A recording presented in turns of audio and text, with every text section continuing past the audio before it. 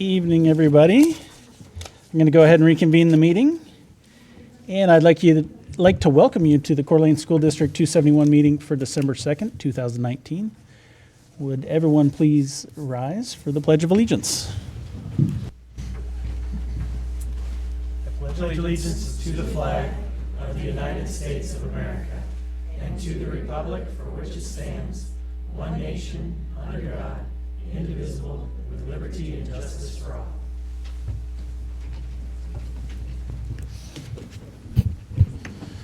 Okay, thank you for being here with us tonight. Before we get going, I'm just going to introduce the participants up front, and I will start at my far right with Ms. Lynn Town, our board clerk,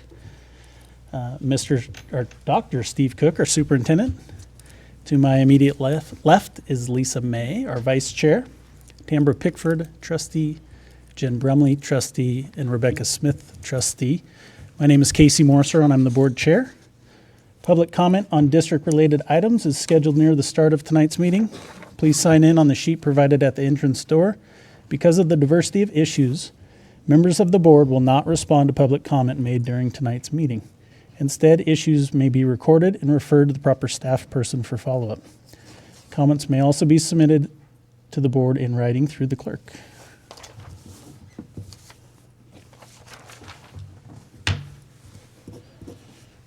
Okay, is there a motion to approve tonight's agenda? So moved. Okay, it's been moved and seconded. All in favor? Aye. Aye. Okay, Dr. Cook, I will turn it over to you for our first board recognition.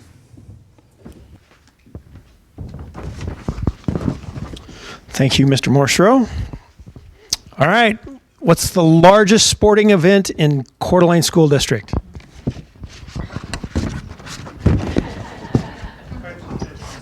Oh, Fight for the Fish. No, but great guess. The largest event, the cross-country district meet featuring students from each of our elementary schools. So look up on the wall here. We're going to have some photos. And tonight, the board would like to recognize our outstanding elementary cross-country program and the coaches who work with these kids each fall. So could we please have our 6 elementary people who are here right now come on up. And you guys arm wrestle for who's going to have to talk with the mic, too. So figure that out when you get up here. Let's give them a hand as they come up.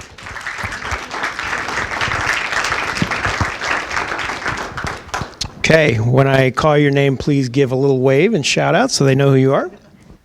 Got plenty of space.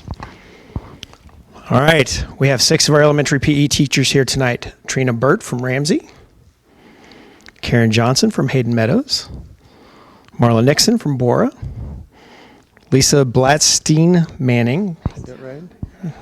Close enough. And Julie Meredith from Fernan, and Stacy Richmond from Atlas. Clearly, our kids love to run and to learn about running as a sport and a healthy lifelong activity. They also get to learn about being part of a team. Early each fall, our elementary cross-country teams gather in the mornings before school and run together. We host school meets, and the season culminates with the district meet. If you have not experienced it, this is a huge production at the Kootenai County Fairgrounds with boys and girls in grades 2nd through 5th running around the fairground complex and crossing the finish line at the arena. With crowds of family members cheering them on, it's truly a highlight of the school year. And this is not a new event.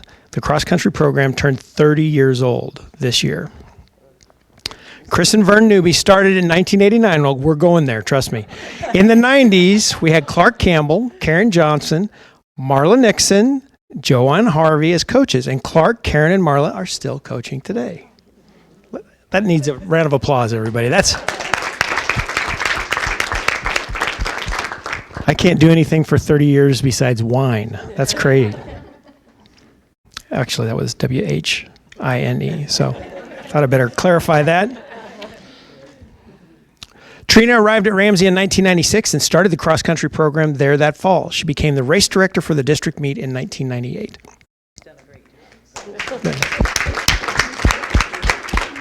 As the popularity of the program grew, we had to keep finding new venues for the district meet. We held it at Coeur d'Alene High School from 96 to 2001, averaging 300 to 400 runners each year. We outgrew CHS and moved to Lake City High School from 2002 to 2010, averaging 500 to 600 runners per year. Finally, we outgrew that facility and moved the district meet to the Kootenai County Fairgrounds in 2011. For the past 10 years, we have averaged around 1,200 young runners at the district meet, with teams from every one of our elementary schools. The cross-country program serving our elementary students is truly a success story, and I am very proud to present you all with the board's Excellence Award.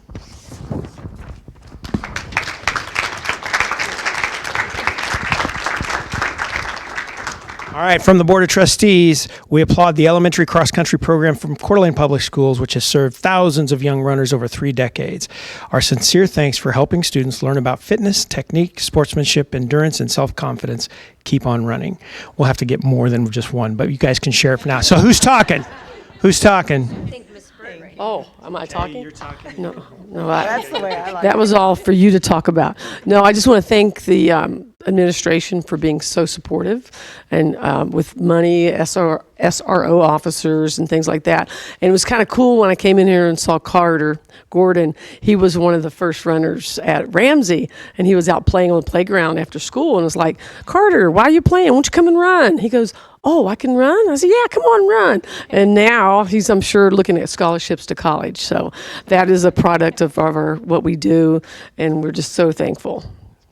Thank you. Let's give him one more round of applause. Thank you guys. Thank you guys very much. Nice job. Thank you very much. All right. And now I'm going to turn it over to Tambra, I think. We have 2 teachers to honor this month for our Invest, Inspire, and Innovate Award. And the first one is for the month of November, Travis Ewert. He teaches 4th grade at Ramsey Magnet School of Science. And our Shining Star Award, it goes to the registrar/secretary, which we know I could do lots of flashes if you're in elementary school and you have the title secretary. At Hayden Meadows Elementary School is Kate Overland. So just please join me in congratulating them for the month of November.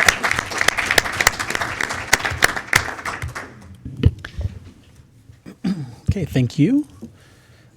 Board comments, not a lot down here. Just want to remind us all and let everyone know we had the ISBA convention, which is the Idaho School Board Association convention in Coeur d'Alene last month, and that's the statewide convention. And there was, 400 and something, probably 600 school board trustees from across the state gathered and did a bunch of learning and work sessions on a variety of topics. And it was a successful event, and we were all able to attend. It was nice that I was here in Coeur d'Alene. So, let's see. High school student body reports are next. And I'm going to start with Lake City High School. Good evening.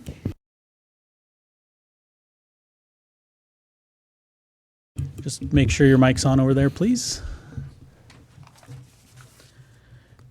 Good evening, esteemed board chair, honorable trustees, superintendent Cook, and district administration.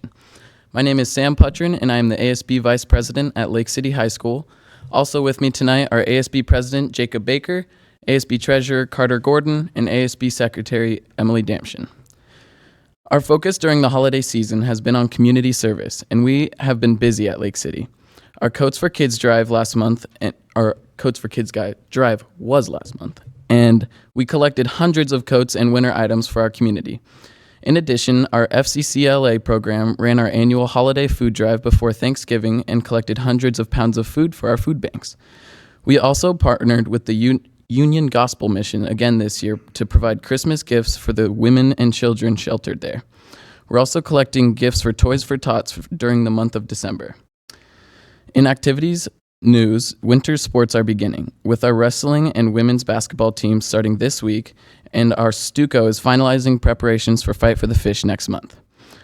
We had our annual Spike and Stuff co-ed volleyball tournament last month, which was the biggest yet and a lot of fun for participants and spectators.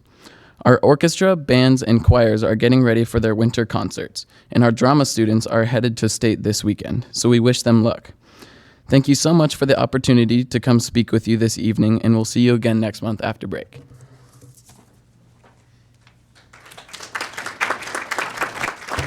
Okay. Thank you. Is anyone from Coeur d'Alene High School here tonight? Oh. Hi, Geneva. I didn't see you there.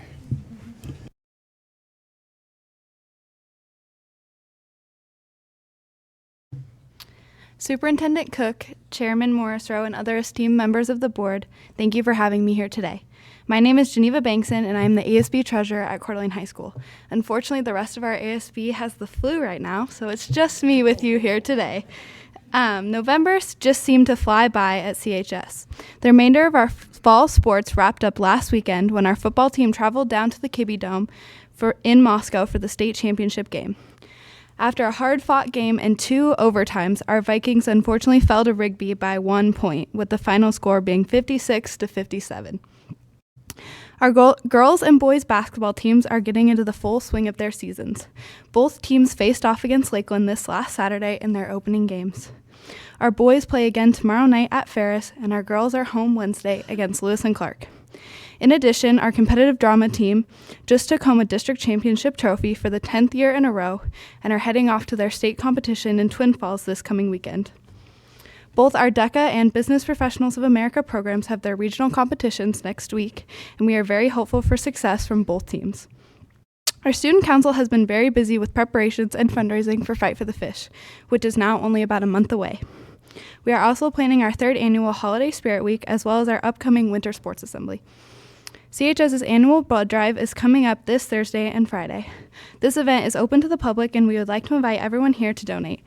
We are hoping for a record turnout this year as our community needs our donations more than ever.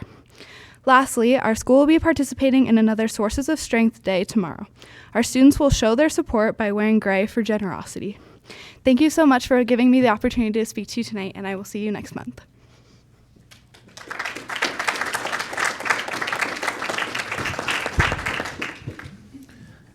Thanks, Geneva. That football game was quite amazing, even though it came out on the wrong end for us. I was given the play-by-play to these guys at the end via text message because I was down there, and I couldn't type fast enough, I don't think. But it was a great game, entertaining game, and kind of tremendous sportsmanship at the end of it. So, okay, KTEC. Is anyone from KTEC here tonight? Good evening, guys. Thank you for allowing us to speak on behalf of KTEC. My name is Caleb, and this is Zach. We are in the welding program at KTEC. At KTEC, we start out as first years welding 70-18 in the flat position. Then we move to horizontal, vertical, and overhead. In each position, we have a build-up pad and a set of joints. The joints are butt, lap, T, corner, and edge. As second years, we do the same exact thing, but we weld with 60-10, and we only have to do lap, T, and corner joints. As second years, we have just finished our vertical welding, and we are now working on our overhead build-up pads. We have done a lot of cool projects. We have made about 7 custom-made fire pits, picnic tables for Venture High School, and benches for Bryan Elementary. We are also making some custom signs for businesses, and some upcoming projects are fenders for trailers, soccer goals, and vases for an event. I've wanted to be an underwater welder since the 8th grade when I watched a documentary in shop class. Last summer, I went to Divers Institute of Technology in Seattle and did a campus tour. KTEC welding program has helped me achieve my dream of becoming an underwater welder by giving me the tool and knowledge to go into the industry. After high school, I will not be a welder. I'm going into the military as an infantryman in the Marine Corps. And KTEC has given me a lot of great opportunities for something to fall back on after my career. On behalf of the students of KTEC, thank you for the support and allowing us to present about our welding program.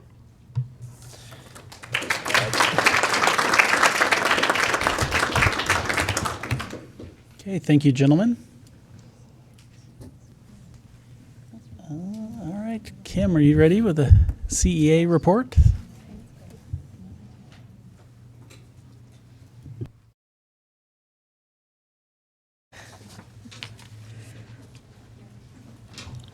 We'll wait until all the teenagers are gone.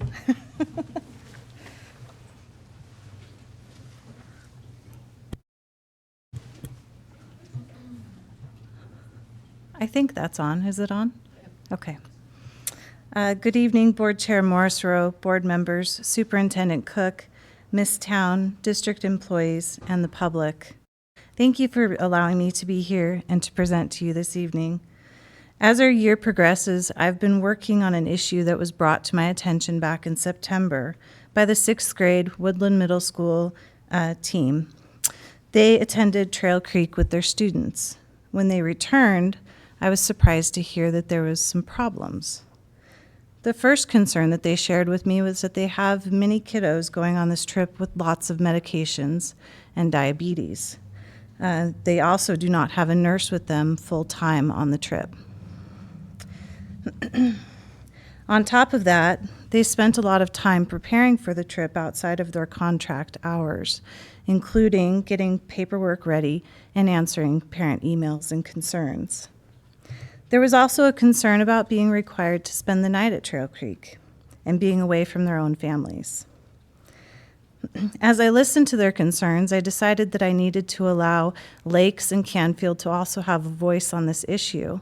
So I waited for them to visit Trail Creek themselves and then asked for their input. From Canfield, they feel that the tradition needs to continue, but perhaps needs to be updated.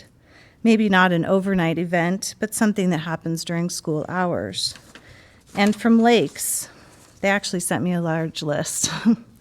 All the teachers, minus one, want the overnight stay to be eliminated. They don't want Trail Creek to go away, but they do feel that the 2 days of team building experiences that are happening overnight could happen in their schools. They believe that the purpose of Trail Creek needs to be revisited. Team building, outdoor education are all activities that they feel can be done during school activity hours. They also believe that there needs to be permission and liability forms created by the district to take the responsibility off of the teachers in the case of injuries. Lakes had an issue that is Lakes specific. Apparently, their funding for the trip is too expensive, and they ended up paying $5,000 from their building budget in order to fund the trip.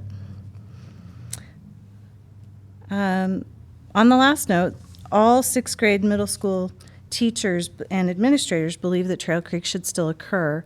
They just feel that that needs to be changed and updated. I know that this trip is cherished, and it's a cherished time that 6th graders love. My hope is that we can put together a committee that can update the experience and create an opportunity for our educators and our students to enjoy. Do you have any questions for me about Trail Creek?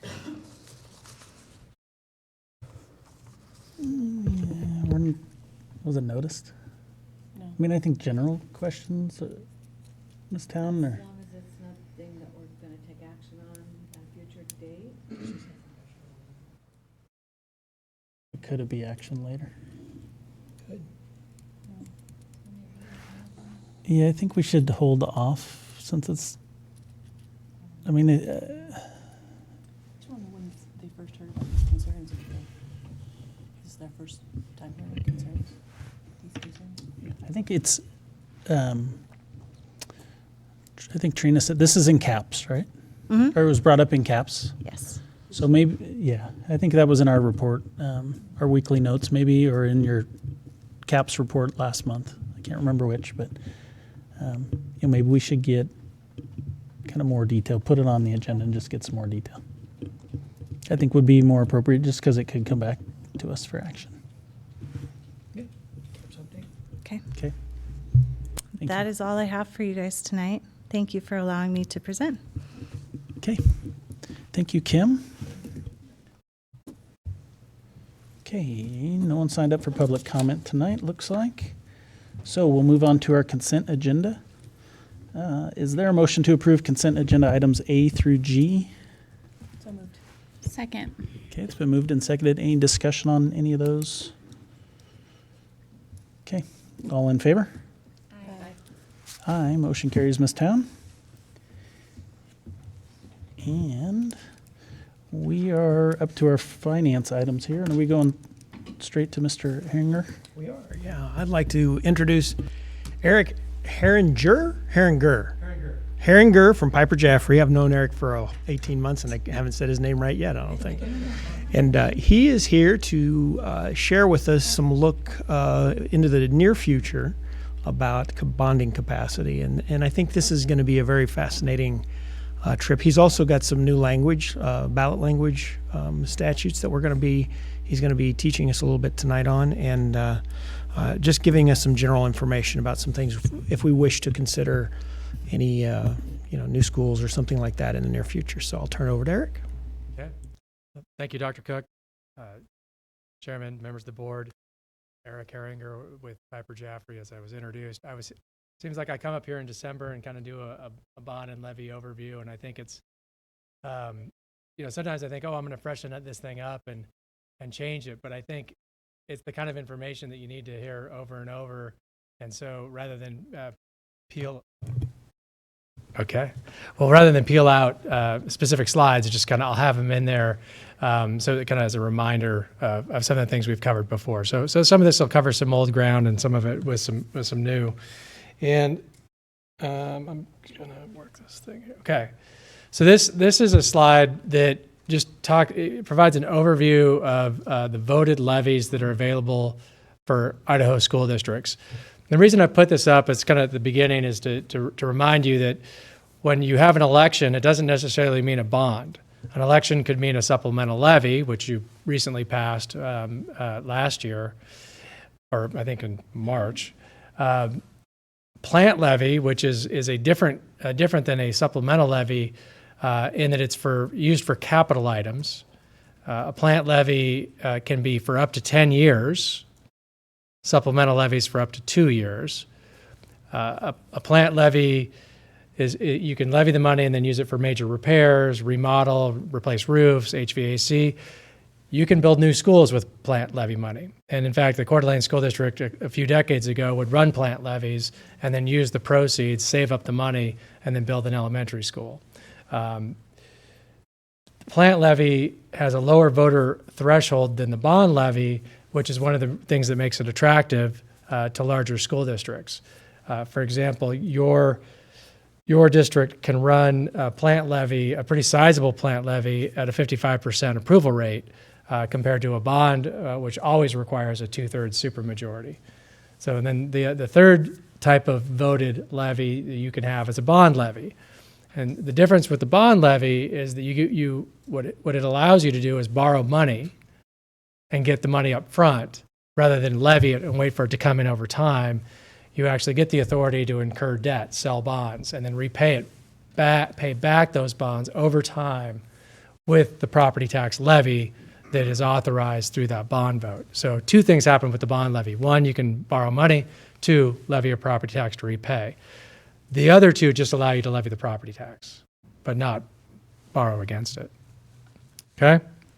Eric, can I ask you a question on this slide? Yep. It's on plant facility there. Under certification, it says tax rate or dollar amount. Can you explain that a little to me? Sure. So on the plant levy, right, good point. So on let me just start with the supplemental levy. Supplemental levy is pretty straightforward. You ask, we want $10 million a year for 2 years. That's what it is. Or $10 million the first year and $12 million the second year, but it's dollar amount. With the plant levy, it can be either ask for the dollar amount or ask for an initial dollar amount,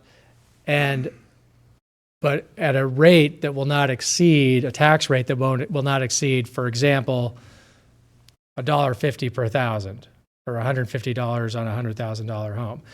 What that allows a district to do is capture growth in the tax base.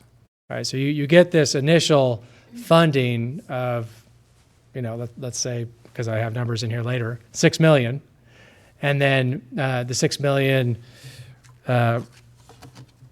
requires like a tax levy rate of 50 cents per thousand. And you say, well, we won't exceed 50 cents per thousand over the next 10 years, but that means that you can get $6 million the first year, and if you get 5% growth in market value, you can get 5% more the second year. So it's a rate-driven cap on the dollar on what you can collect. So it can be either.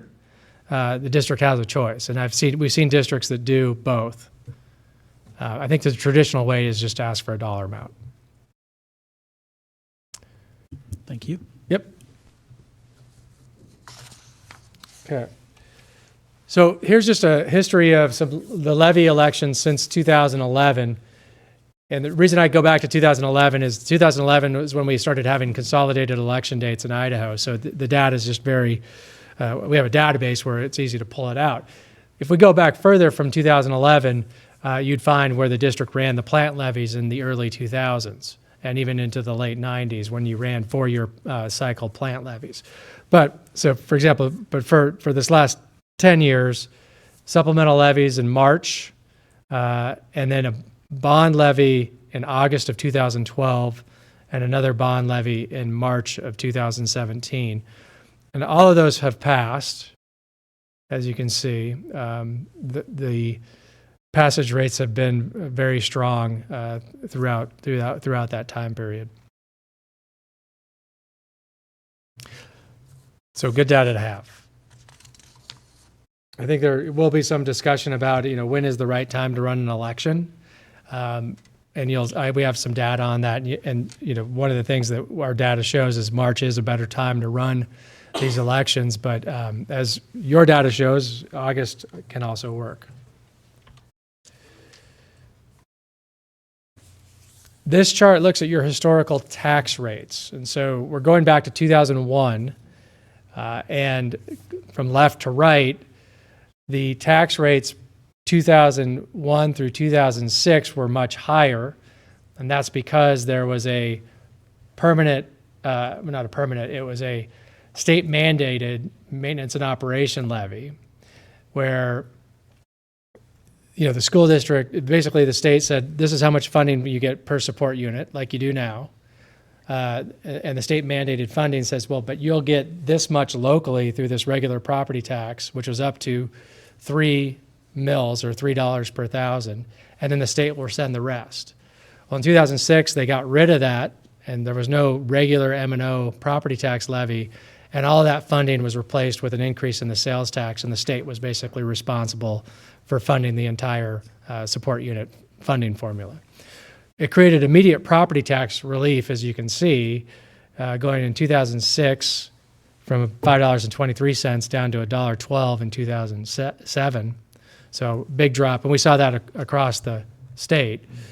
And your tax rates basically were just with the remaining supplemental M&O, which was the additional money on top of what the state funding formula funds, and then a bond levy. And then you go forward, and in 2011 and 12, you had the KTEC levy, which is that kind of that 1 year where you have a little bit of an unusual levy under those all other levies. That was the KTEC levy that built KTEC. 2013, you passed a bond, and the tax rate had gone up to 252. And then it's basically kind of fluctuated and steadily declined over the last 5 years as the market value has grown. So right now, you're at $1.95 per thousand tax rate. Statewide average last year was $3.22 per thousand. So your tax rate, just in terms of pure total rate, is very low by comparison.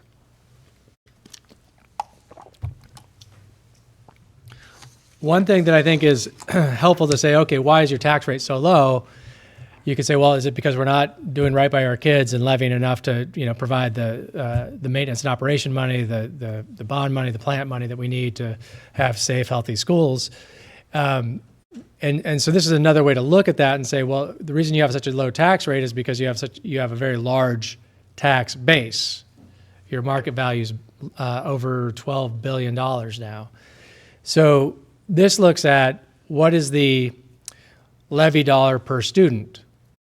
So we took data on the total property tax levy for the school districts. That's bond, plant, supplemental, everything, not just supplemental, but everything. And then divided that by the number of students by enrollment, and then said, well, the levy dollar per kid in Coeur d'Alene is $2,176. Where does that compare statewide? The statewide average is 2016, so it's pretty close to the statewide average. And then we compared that data point against the other urban districts in the state, the Twin Falls, Nampa, Idaho Falls, Moscow, Lewiston, and also your surrounding districts like Kellogg and Post Falls, and I think Lakeland's up there too. Yep. No? Is Lakeland not there? We lost Lakeland. We'll follow up with that. My apologies to Lakeland. So again, just some additional data points there to consider. So then the analysis that we prepared to say, okay, well, today you're at $1.95 per thousand. What would these other levy, what other levy proposals look like for capital items, like for a bond or for a plan? So we went through 3 different scenarios. A $60 million bond with just a standard 20-year payback, level amortization, just very simple, straightforward payback structure. The second thing we looked at is that same $60 million with the same 20-year repayment, but wrapping the new payments around your existing bonds, because you have 2 bonds in place that will pay off over the next 20 years. And so, keep the payments on the new bond lower until those pay off and then have it bump up. So overall, more of a level structure. And then a third analysis on a plant levy that generates $60 million total. So effectively, that's $6 million a year per year for 10 years. And that would generate $60 million. The assumptions that we used to analyze what are the costs of these 3 different proposals were that, okay, interest rates we know today are pretty low. So we added 0.5% cushion just to, say, well, if rates go up by the time you execute, these numbers would still be, workable. Ratings, we used the bond ratings that the district currently has, which is AA2, together with the state guarantee. Again, that just helps you get very favorable interest rates. Market value, your current market value for this levy year, for what you're levying your M&O against, what you're levying your current bonds against this year is $12.3 billion. And that includes the urban renewal value, the value of the urban renewal area, because you get to tax against that and collect the money from it. You're exempt from the impacts of urban renewal. In this analysis, we didn't assume any growth in market value. So this is based on current conditions, and there's a reason for that I'll get to later. So we need to look at these based on the current market value. Levy equalization, on the bond side of things, the state kicks in 10% of your interest cost. It's not a huge amount of money, but it's some that you don't get for the plant levy. So it's a little bit to offset the cost of your bond with a state subsidy called levy equalization. The election date for this analysis, we assumed August of 2020. That's important because if we assume August, that means that you could certify that levy in September of 2020. So if the bond or levy passes, either way, you'd add whatever increase you needed in the certification that occurs September 2020 for the fiscal 2021.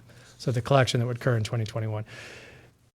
Anytime you run an election August 2020 or earlier, you'll be able to certify in 2020. If you wait till November or into 2021, you wouldn't see any tax collection increase until the following year. So the first levy year is tax year 2020. So here's a summary of these numbers. Let's start with the level debt service. The interest cost of 3.03%, and remember that has a 0.5% cushion. So borrowing cost for a 20-year bond right now is almost 2.5%, which is really low. It's historically low. 60 million interest cost on 60 million at 3% would be 21 million. Total cost of 81 million. Levy equalization, that's the 10% of the interest cost of 2.1. You subtract that. So total repayment, principal and interest over 20 years that needs to be collected through property taxes is 78.9 million. This House Bill 626 we haven't quite talked about yet, but this is the thing that there's a new ballot disclosure which requires you to talk about what the average cost on the bond will be based on a simple calculation of the total principal and interest, the 78.9 million, divided by the 20 years that you're going to levy it, and that produces an average levy amount of $3,945,000. And then you need to disclose what the cost of that $3,945,000 would be in terms of a rate per 100,000 of market value. So if you do that math, $3,945,000 into the $12.3 billion, it's $32 per 100,000 of market value. Right now, your tax rate is $195 per 100,000 of market value. That $1.95 per thousand I was talking about earlier, well, that's $195 per 100,000. So, and because this is just a level approach and no growth in your market value, the difference, the tax impact is the $32 increase, and that's the same as House Bill 626 disclosure. So if we compare that to the wrapped structure where we delay the amortization, we keep the payments lower for the first 10 years while your existing bonds get paid off, but have higher payments after those bonds are paid off to level out what the total tax burden is in each year. That requires a slightly higher tax rate because we have a longer amortization. We're delaying the amortization, and so there, your average life goes out. The interest rate goes up a little bit, 3.33%. Total interest cost is $30 million instead of $21 million. So there's an increase of roughly $9 million in interest cost by this approach. So you're going from 81 million to 90 million, subtract out the levy equalization, you're looking at a net of 87 million that would need to be collected principal and interest over 20 years. And the average of that, the red line item for House Bill 626, is 4.3 million. And that's a $35 per 100,000 impact. However, the increase that we would see in the first year would it be 1.9 million, because again, we keep the payments lower in this scenario. So that 1.9 million divided into the 12.3 billion tax base is a $16 per 100,000 increase. So I'm going to stop there because that's kind of the key difference. For years and years and years, we've been approaching these levy models where we have something like this, which is the wrapped scenario, where we only increase the tax by $16 and not by $32. But this ballot disclosure requires us to say 32. Now, we have some direction from the Attorney General's office and from the Secretary of State that we can talk about, hey, the initial increase will only be 16. The average over the life of this thing is 35, but the initial increase will be 16. It's kind of changed the game in terms of how we approach these bond elections and how we talk about them, because this is all based on no growth in your market value. If I assume 7% growth in your market value, which is your 20-year compound growth rate, those tax rates, that $16 increase that we're talking about is really only $3. And in reality, if you pass this bond and levied it, I would expect that the increase would only be $3. It's not going to be $35. It's not going to be $16 because that's all based on no growth. But that's what we're sort of stuck with the legislation. So we need to talk about how to develop that message, how to develop that discussion around what this bond proposal will cost. And I'll get to that at the end of the discussion in a little bit. So finally, on the plant levy, you've got $60 million that's spread out over 10 years, and there's no interest involved in the plant levy. You don't collect interest, you don't levy for the interest because there is no interest. You just levy the 6 million. But that's over 10 years, so the average levy is 6 million. It's pretty simple. And then you divide that into the 12.3 billion, and you've got a $49 per 100,000 cost of a plant levy. So that's on top of what the current 195. But if you recall, that really doesn't take you back above where you were 2 or 3 years ago. None of those scenarios are going to be dramatically different than they were in 2016, 2017.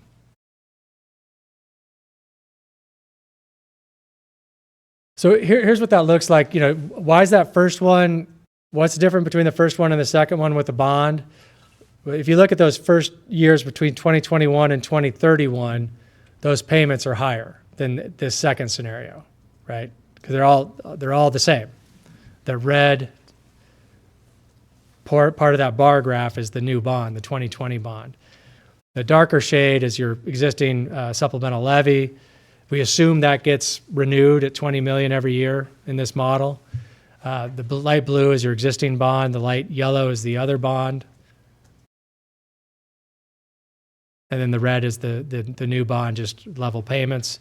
Same baseline, same supplemental levies, same existing bonds. This one just keeps the new bond payments lower through 2031, and then you can see the payments are larger in 2032 and after.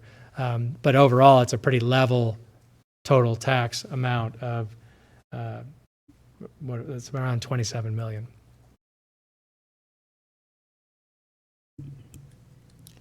Eric, our existing bonds now, the 2012 bond was a 13-year, is that right? I think it said that. Yes, I believe it was shorter than 20, certainly. It has a final maturity of 2025. And are we ahead on that because we've done some defeasance, correct? You paid down a portion of it, yeah. And there's some likelihood that you would continue to pay that off a little bit early if you continue with the levy plan the district's been using. This is the plant levy scenario. Again, you can see you've got just the 6 million in the green stacked on top of the existing levy model profile. But the benefit of the plant levy obviously is the 55%. It's a bigger increase. You know, it's a bigger initial tax burden, but less over the long term. Lower voter threshold.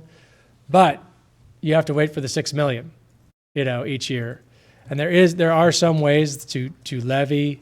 There are some ways to utilize the plant levy to build buildings through a lease purchase. In Idaho, we can do lease purchase, and you can use the plant levy to make lease payments and build something up front and then lease it with a lease-back arrangement.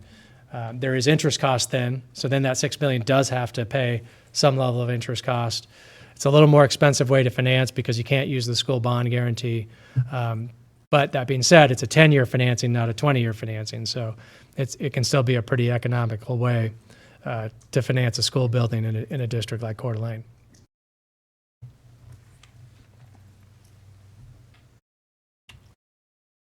I talked about growth, and you know what is challenging again is that the district's experienced some pretty significant growth over the last 5 to 7 years. This most recent year, I think the number is 15%, 12% the prior year. If you look over that time period, that 20-year time period, going from 2001 to today, the compound annual growth rate 7.1%. So that's kind of the average. 7.1% gets you from 2001 to 2020 and levels out those peaks and valleys. You're never going to have 7.1 exactly, but over long term, that's a pretty consistent trend line.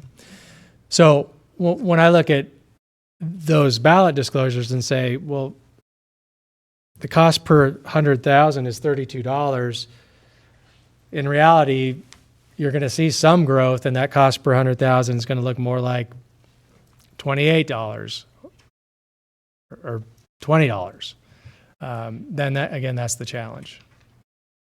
Because we're basing all those numbers on no growth.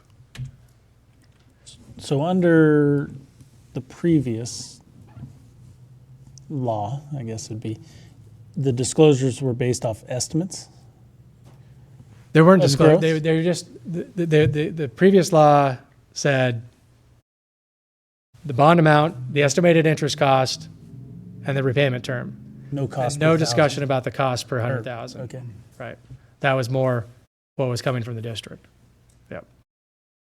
And in those, in our district communications, we could take in growth projections. Correct. Correct. And we still can. Right. We still can. Oh, let me just kind of It's just go going right to there. differ than what the ballot says, which I think this, in November, there was some confusion, right, in a few Yeah. school districts over that. Yeah, so let's kind of go. I went to the slide, House Bill 626. So this was adopted in the 2018 legislative session, and at that time it applied just to bonds. 2019 session added the same requirement to plant levies and supplemental levies, and not just for schools, but for all levy elections for all cities, counties, school districts. But this legislation in 18 was for schools, and so we have the Valley View School District example, which is that first paragraph, Casey, is what we had to say previously. We had to say the estimated interest cost, 3.4%, the amount to be repaid over the life based on that anticipated interest rate, which in their case was $67 million, broken down by principal, interest, and then the levy equalization. The bond levy equalization payments that Valley View expected to get, which were sizable, right? So we could say all that, but that was it. That last paragraph that says the estimated average annual cost to the taxpayer of $100 per 100,000 was not required. And that's just the straight math. That's just taking the $67 million into their market value. Now their message to their taxpayers was, well, it's not going to increase the tax rate, because their other bond levy, their supplemental levy, all those levy rates were going down. So the challenge was that this language was mandated, and they had to try to, in their brochure, to say,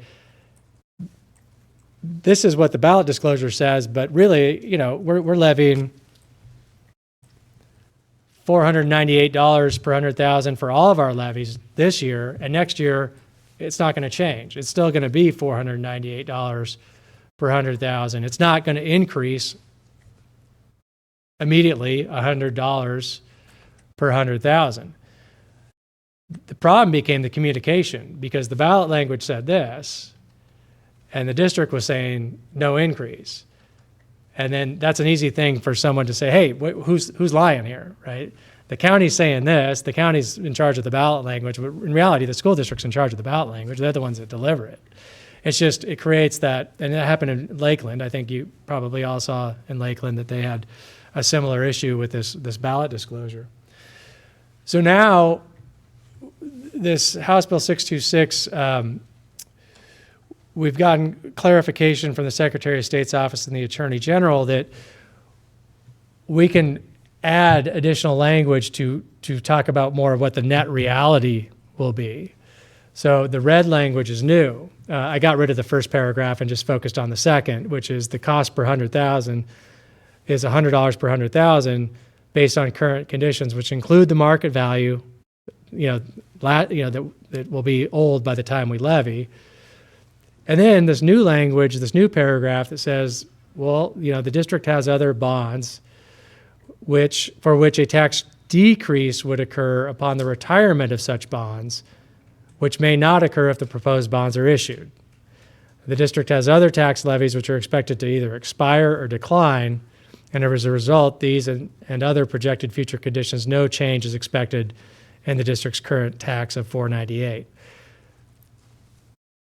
per 100,000. And that's, it's a little wonky. It's hard to the language is not great. But I think the point of it is so that it matches up with what you're telling what Valley View is telling the public, which is we're levying $498 this year. We're going to levy $498 next year if this thing passes, not $598. And they can probably say that in more plain English in their brochure, then the lawyers are going to let them do it in the ballot language. But the key is that it matches up, and that's what we were really trying to get at. Eric, can I ask you a question? But in that scenario, would it have to be a bond? So you couldn't really, I mean, they're accounting for growth at a certain rate for that calculation to work. But what happens if the market came to a halt and they didn't have the growth that they needed? They would have to take a cut somewhere, right? And so it would have to be, excuse me, their levy, because the bond is a set amount. You couldn't. Right. No, you're right. I mean, it's always been incumbent upon the district that in the district's brochure or whatever information they're putting out is, here are the facts about the bond, this is what we expect, that if those conditions don't bear out, if the interest rates go way up, or if the market value doesn't grow, or if the market value goes down, all of those things could change the dynamic. And you're not legally bound by, if the bond passes, you can sell the bonds, levy at whatever rates necessary to repay them, right? And if you go over what you've told the public, you better have a good explanation for why. And if you don't, then you're going to, I think, face some pretty significant criticism for your projections and your plans not bearing out the way you thought. But it doesn't necessarily mean you have to make cuts elsewhere.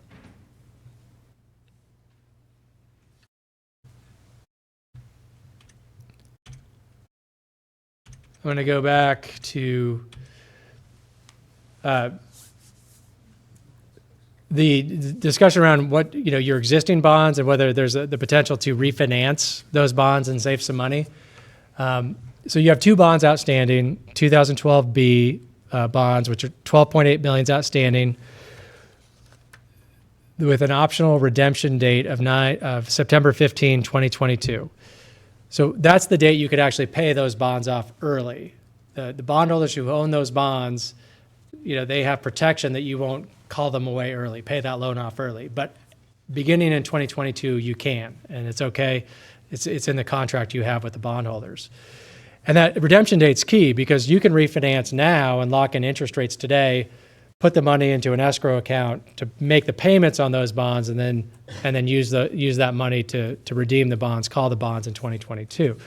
The challenge is that the 2017 Tax Cuts and Jobs Act that reduced income tax rates and did lots of other things that changed the federal tax code, eliminated the ability of a municipal entity such as a school district to use tax-exempt bonds to refinance existing bonds prior to the call date. You can use tax-exempt bonds to refinance within 90 days of that 2022 call date. So, kind of a technicality, but we stand here today, you're more than 90 days away from the call date. It means you'd have to refinance with taxable bonds. Taxable bonds have higher interest rates than tax-exempt. So it makes the economics not work very well. So yes, you could refinance them, but you'd only save about $30,000 on the 2012B, which is $5,000 a year. And the reality is, if you wait until we're closer to that 2022 call date, assuming interest rates don't go up dramatically, you'll be able to save more if you wait. So yes, you could refinance. You could save a little bit of money. I don't recommend it at this time. I'd recommend waiting until closer to 2022 and considering it then.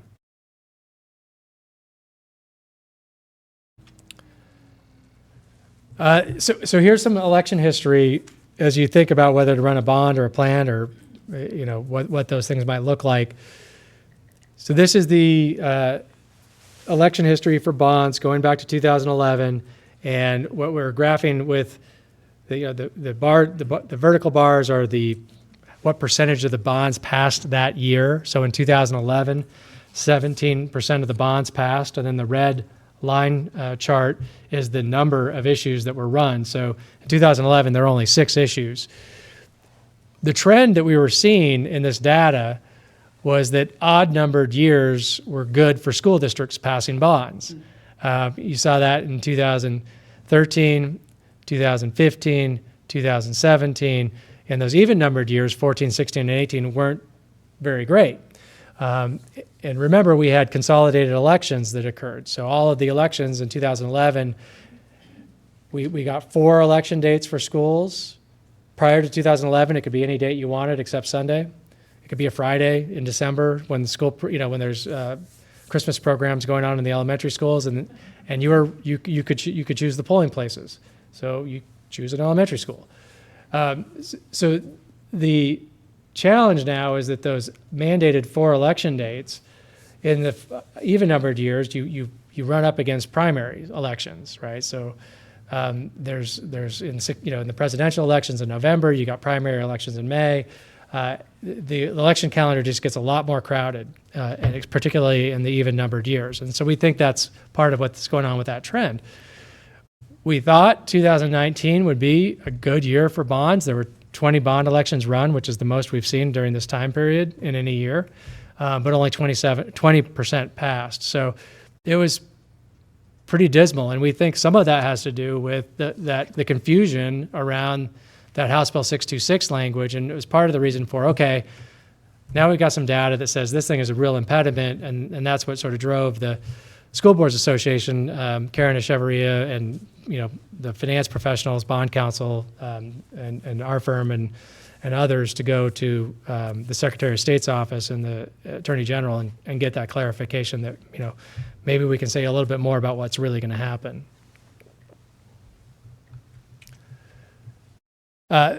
What months are better to run? We've got March clearly as the leader in terms of the 55% of the bonds run in March have passed during this time frame. May is 39%, August 35%, and November 25%. So there's just sort of a declining passage. But it's pretty clear that the data shows that March is a more favorable time to run an election. There's also, that's when most districts run, because as you know, in May, you might be sharing the ballot with a city election or a primary election. March, it's just schools. August, it's just schools. And so those tend to be the 2 dates that districts will focus on. In terms of plant levies, a little bit, better results overall, and I think that has to do with the lower voter threshold, 55% most of the time, sometimes 60% approval requirement. But the results have, for the most part, been over. Well, all those years been over 50% passage rates for the numbers run. But again, 2019 was a little more challenging. And same kind of data in terms of when's the best time. March has the highest passage rates compared to the rest of the dates. May and August aren't horrible, but November's been pretty tough. This is data I thought was interesting, which is if we look at the bond levies that have passed, so 43% of the bond elections have passed since 2011, 50 issues in total. And if we had a 60% approval requirement like our neighbors in Washington, 72 issues, 22 more bond elections would have passed. If we had a simple majority requirement like they do in Oregon, what's that number? 81% would have passed, so 95 issues in total. I don't expect this law to change. I just think it's interesting to look at how hard it is and how much of an impediment that is in Idaho to have a 2/3 supermajority. So it's just going to be hard work passing these elections. We've got the election timeline here, just to remind you that if you're looking to run an election in August, you would have to be ready by the 4th of July holiday with your plan and your election documents. And I think, these dates always sneak up on schools. Even March, you'd have to, if you're going to run an election in March, you have to have all that paperwork into the county by January 17. So it's just good to have a reminder that it's a pretty good 50 to 60 day lead time.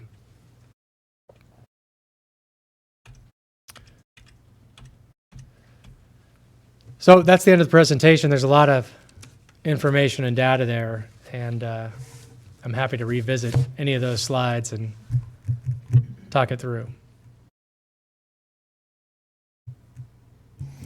Okay, questions for Eric?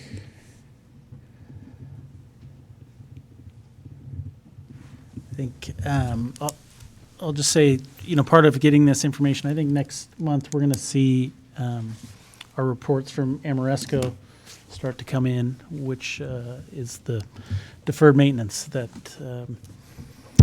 we're doing, kind of cataloging our deferred maintenance. And so part of this is just looking at that, because we're gonna have some numbers with some of our buildings, with all of our buildings, I guess, really of what is currently needed and what we anticipate over the next 10 years, or 10 or so years, in repairs and maintenance on our existing facilities.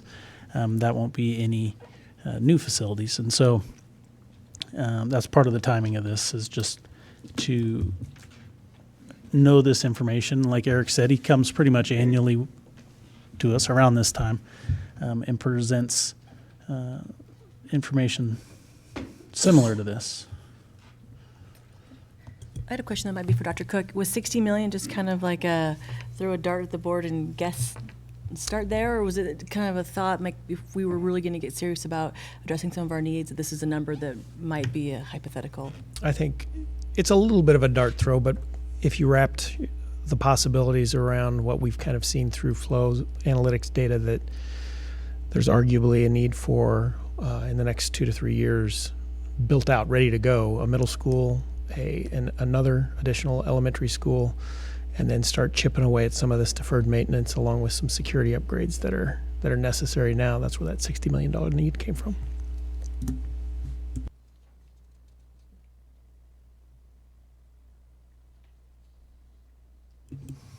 Eric, how does it impact things if you kind of separate out, let's say you were going to do plants facility for the deferred maintenance items and continue to use bonds on building construction? How does that impact the dollar rates? I assume it kind of lowers compared to a 60 million plan. Right. It would lower it because you're spreading out the timeline that you're paying back the bonds. Right. Yeah. I mean, I think what you're asking is if you did some combination of these two, right? So maybe you do a $40 million bond and a $20 million total plant levy, so $2 million a year in plant levy.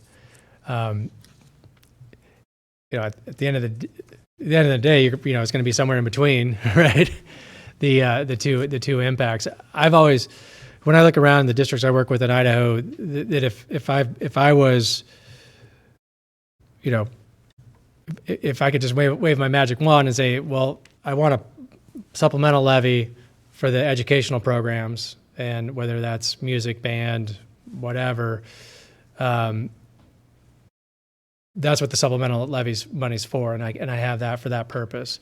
I want a plant levy to take care of the things I have, for just scheduled maintenance of repairing roofs and HVAC systems and things that, with useful lives that are, 10 to 15, 20 years, so I can just take care of what I have.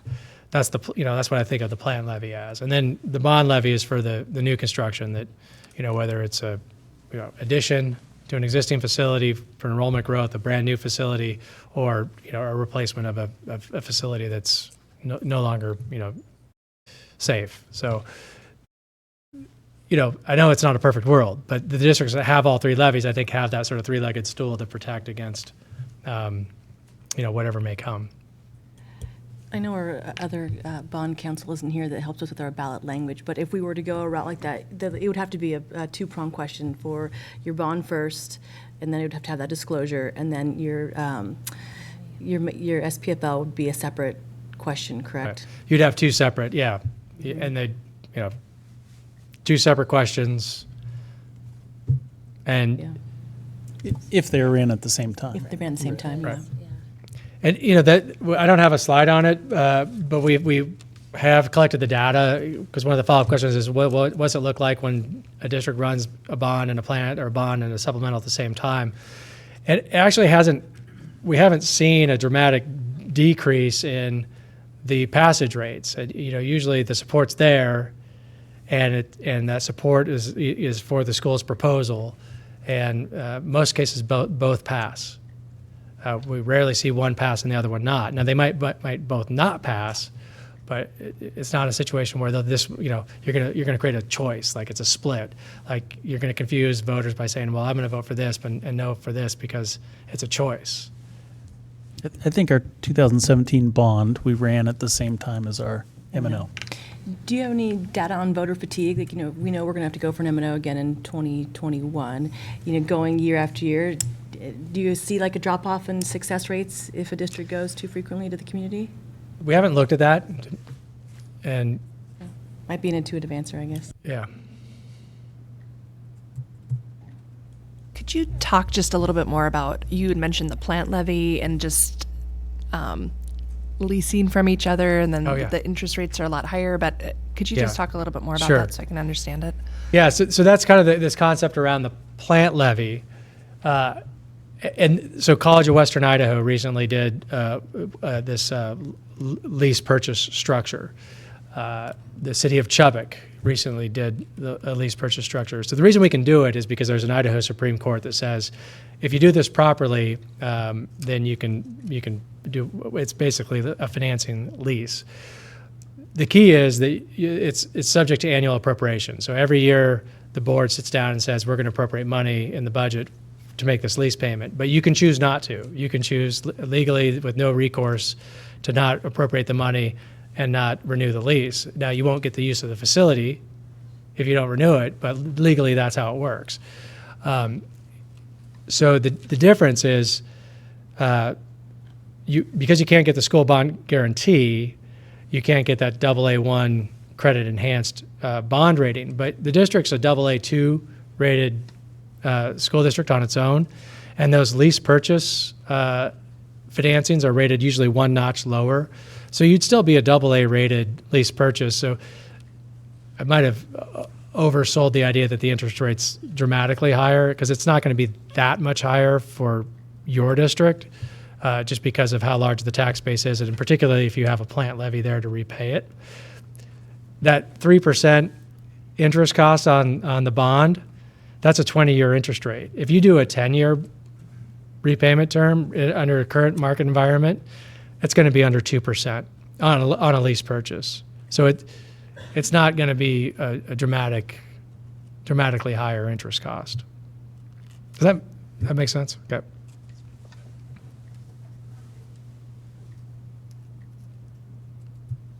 And the state will not kick in 10% subsidy on it to offset it. Can I ask you a hard question? Yep. Since we've been really nice. On either one of the first two models, do you have any actual levy rate associated with those numbers, with the 60 million? I'm just kind of curious. You said they would be close to being flat if we accounted for our 7% annual growth, but yeah. So if you applied 17, if you applied the 7% growth just for 1 year, right? Instead of saying, well, this $32 here is based on your current market value. Well, if your current market value is 7% higher, that $32 goes to 17. Okay. The blue $32. The red $32 has to say 32, because that's what the House Bill 626 mandates. Now we can describe how that's offset, and the net's going to be 17, but with growth of 7%, it's $17. I'm sorry, with growth of 7%, 17. With growth of 7%, that wrapped level debt service that's showing 16, that's 3. So that's basically flat. Yeah, I mean, that's $3 per 100,000. $1 million home, that's $30. And then the plant levy would go to $33 with 7% growth. And Eric, correct me if I'm wrong, but if just in the last 18 months hasn't our rate dropped by about that much? To 32, I think, and now we're $1.95. Yeah. Yeah. So 223 in 2019. It was 231, 2017, 18. Yeah. So yes.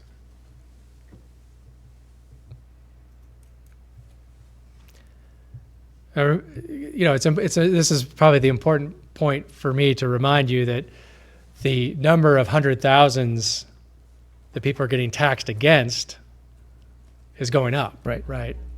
So if I have a $300,000 home and my tax rate's $231, and then next year my house is $400,000 and my tax rate's $195, the amount of the check I'm writing to pay my property taxes is going to be larger.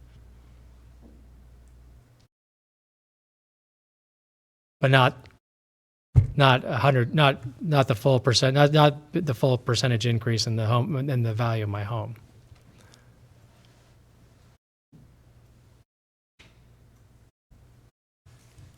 Okay, other questions? Okay, anything else? All right. Thank you, Eric. Appreciate you coming up from Boise. You bet. Glad to be here. Yeah. Thank you. Okay, do we need a break or anything, or we want to keep plugging? We good? Okay. All right. Let's move along here. And first action item up here is we just need to establish our annual meeting date. Is that correct, Ms. Town? Okay, and that was in our packet, and there's a motion in there. And so just to remind us all, our annual meeting used to be in July, used to be the first meeting of July. 2 years or so ago, with the election cycle change, it's now in January. And so next month when we get together, we will set our meeting dates for our regular monthly meeting for the whole year. We will need to elect a chair, a vice chair, appoint a treasurer, and a clerk? Or no, a secretary? I don't know. Just, do you have Right? a clerk in mind? Can't remember. Is it clerk or is it secretary? I can't remember which one we did. Clerk. So we have to do all that in January, every January. And so this motion here is just to set that meeting so Lynn can post for that meeting as required. And that's a statute requirement that I must post the annual meeting in advance. So I move to designate Monday, January 6, 2020 as the annual meeting of the Board of Trustees.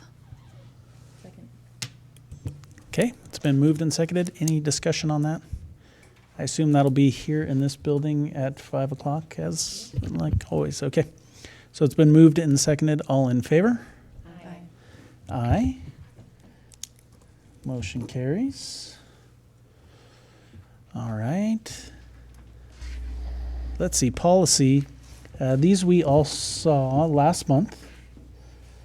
And they've been out for comment for the last 30 days. I think we saw in our answer section in the board packet that there was one policy that had a comment on it, and it was in regards to 1610, which was conflict of interest.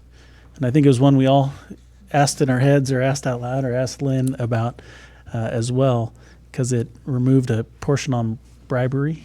But really it was just redundancy. Obviously bribery is against the law, and so it was kind of misplaced in our policy because it's covered in statute and a bunch of other places. So, any questions on any of these? Do we need to break them up, or was there anything in here, or do we just want to approve as the whole lot? Okay. So is there a motion to approve the policies as presented? So moved. Second. Okay, moved and seconded. Any discussion? All in favor? Aye. Aye. Okay. Motion carries. Thank you for that, guys.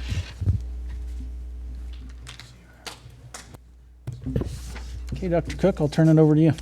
All right, I am very excited to turn this over to Kelly. She is going to do the Human Resources Department annual report and just give you guys some update. I think there's some interesting data in here that she's looking forward to sharing with you and just giving you guys kind of the state of human resources in the district at this point. All right. Chair Morris Rowe, Superintendent Cook, board members, administrators, thank you for inviting me to speak about the district HR department. First of all, I wanted to introduce our staff.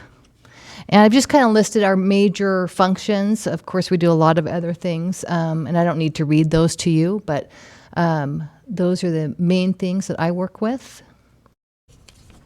Shelley is our benefits specialist.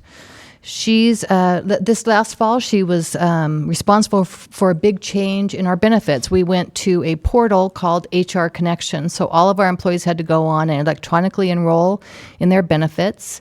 And there's some huge benefits for us. We electronically send everything to Blue Cross, so it goes faster than the snail mail.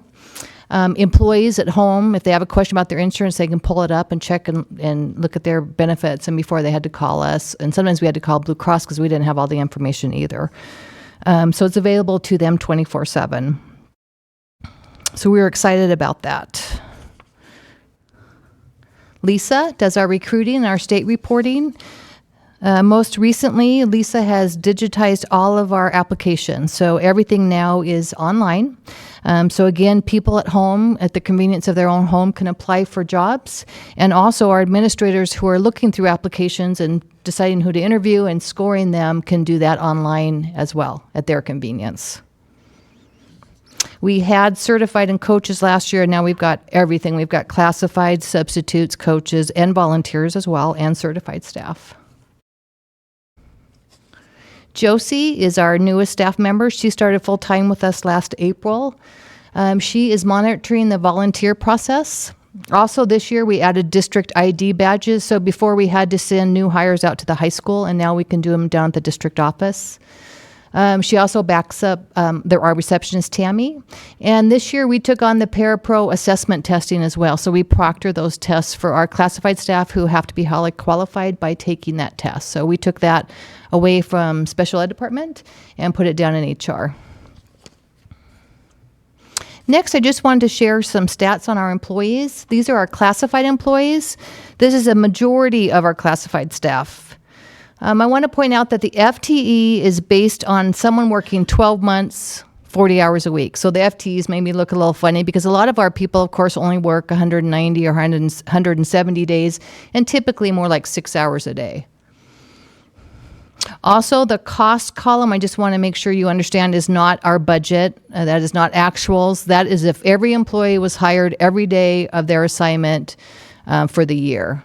So that will never match up with our budget. That's just a cost that I have in my spreadsheets. And then the last column too is how many people in those categories are benefited or eligible for benefits. Then I did the same list for our certificate staff. These are our major categories. Now their FTE is based on their contract FTE, which is typically 190 days.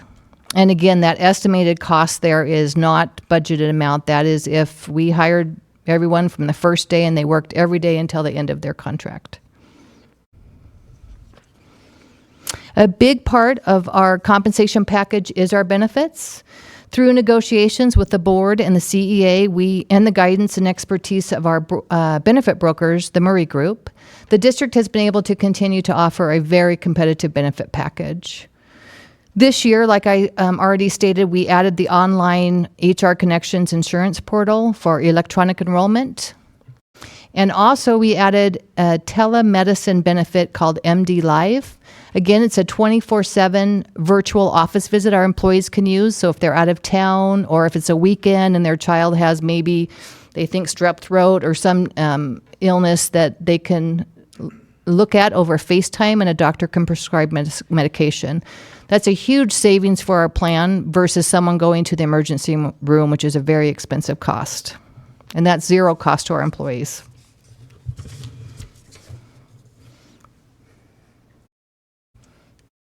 Also, our district health plans are part of a statewide school insurance pool. There's some great benefits to this. It is a self-funded trust, which reduces our plan's cost because it saves us state insurance taxes. We also share our risk among 28,000 lives from 101 Idaho school districts. And they also pay the cost of a third-party administrator, a company called ETC, that assists us with the Affordable Care Act compliance that we're required to do.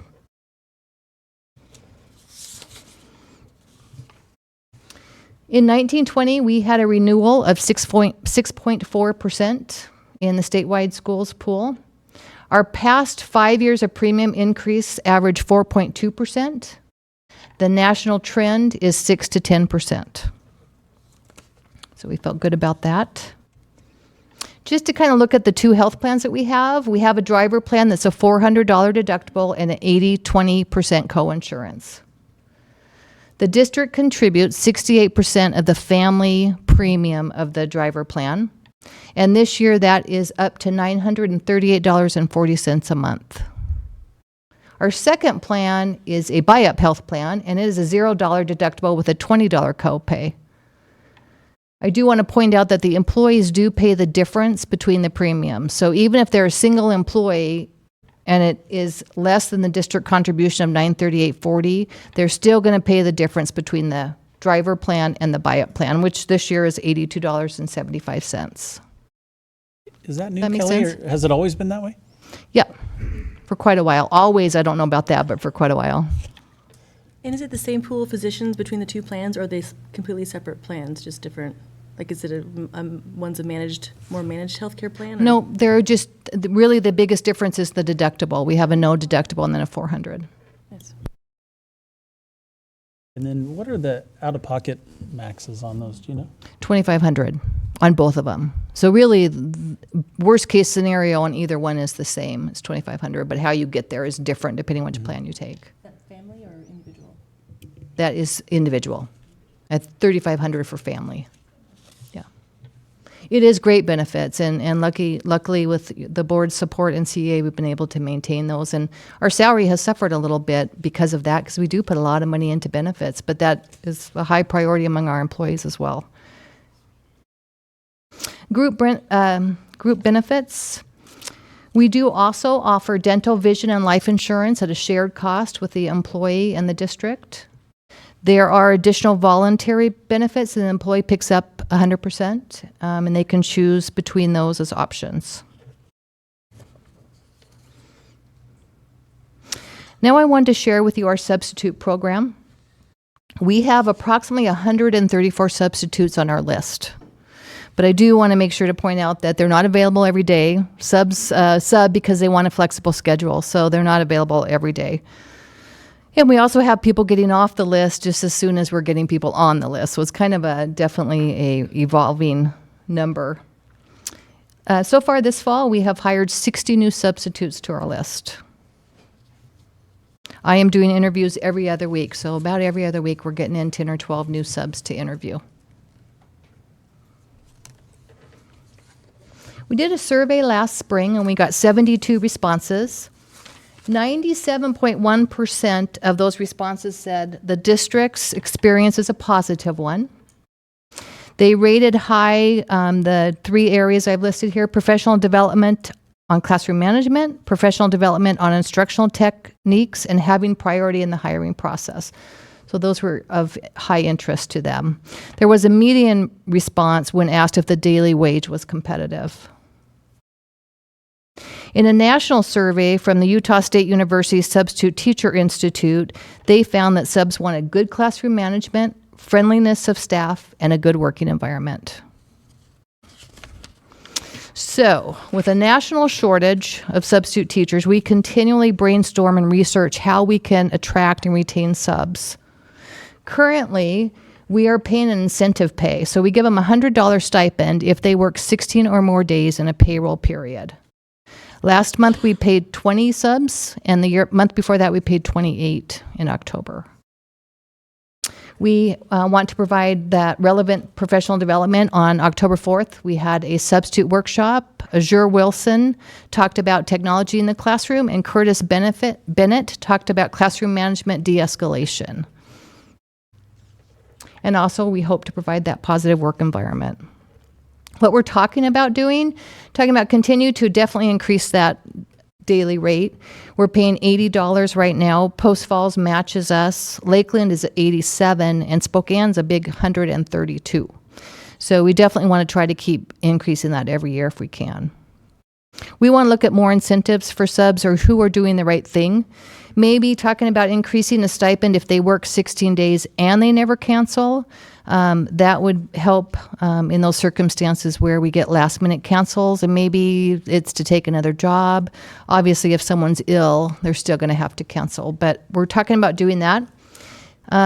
Paying maybe more a day if they complete an online substitute program. The Utah State University has a 30-hour online substitute teaching program that's very relevant and would be great. So if they completed that, gave us their certificate, maybe we could pay them more. And then also pay subs to attend professional development. Right now it's on a volunteer basis, so the numbers that show up are not all of our subs, of course, so it'd be nice to pay them to attend that. And then also find ways to reward our substitutes for their successes. Then just talking about recruitment and retention of our staff. Again, another shortage of workers across the nation. What are we doing?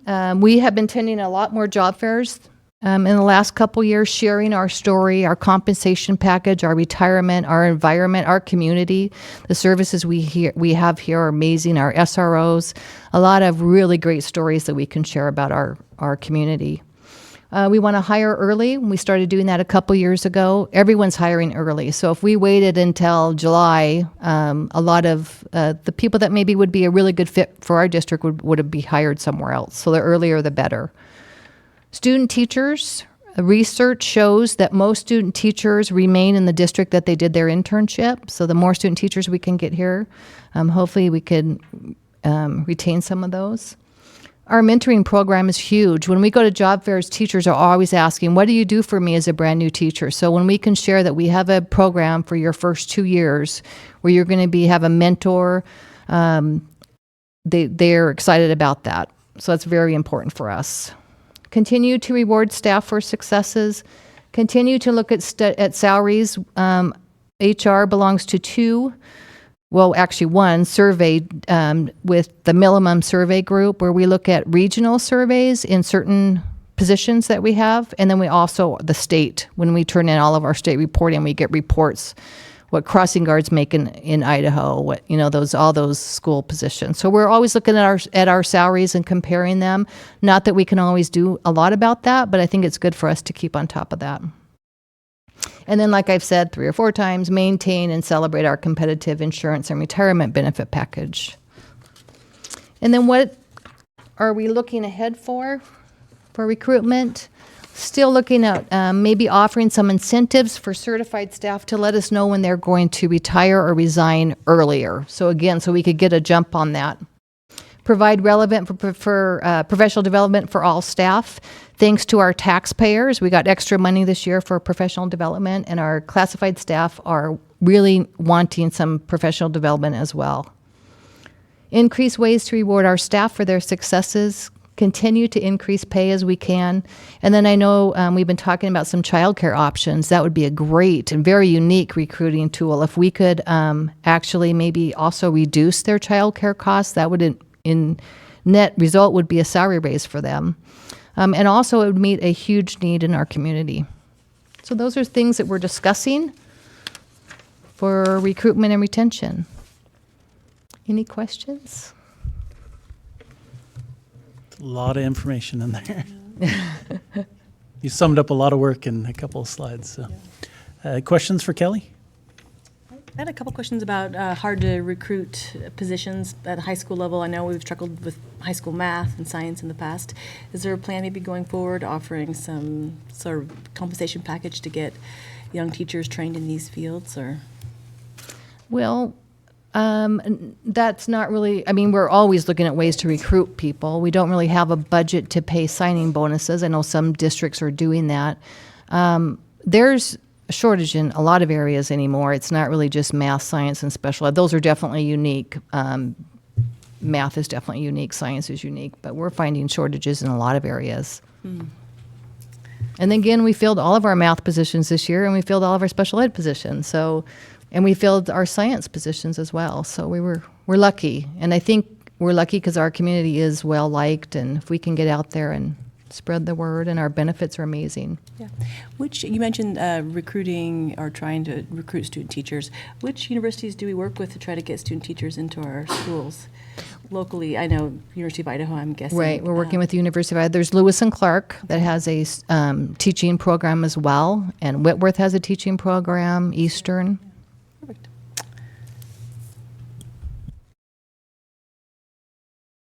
I had a question on the substitutes. In their survey, they talked about priority in the hiring process, and I feel like we talked about that in negotiations last year, right. or in CAPS, one of those. Mm-hmm. And is that something that was implemented this year, or Right. So they're treated basically as in district, so they get into the first screening because they're a substitute. Beyond that, they have to earn it just like everyone else, but we get them into that first screening. Back to that childcare question. Is there a timeline, or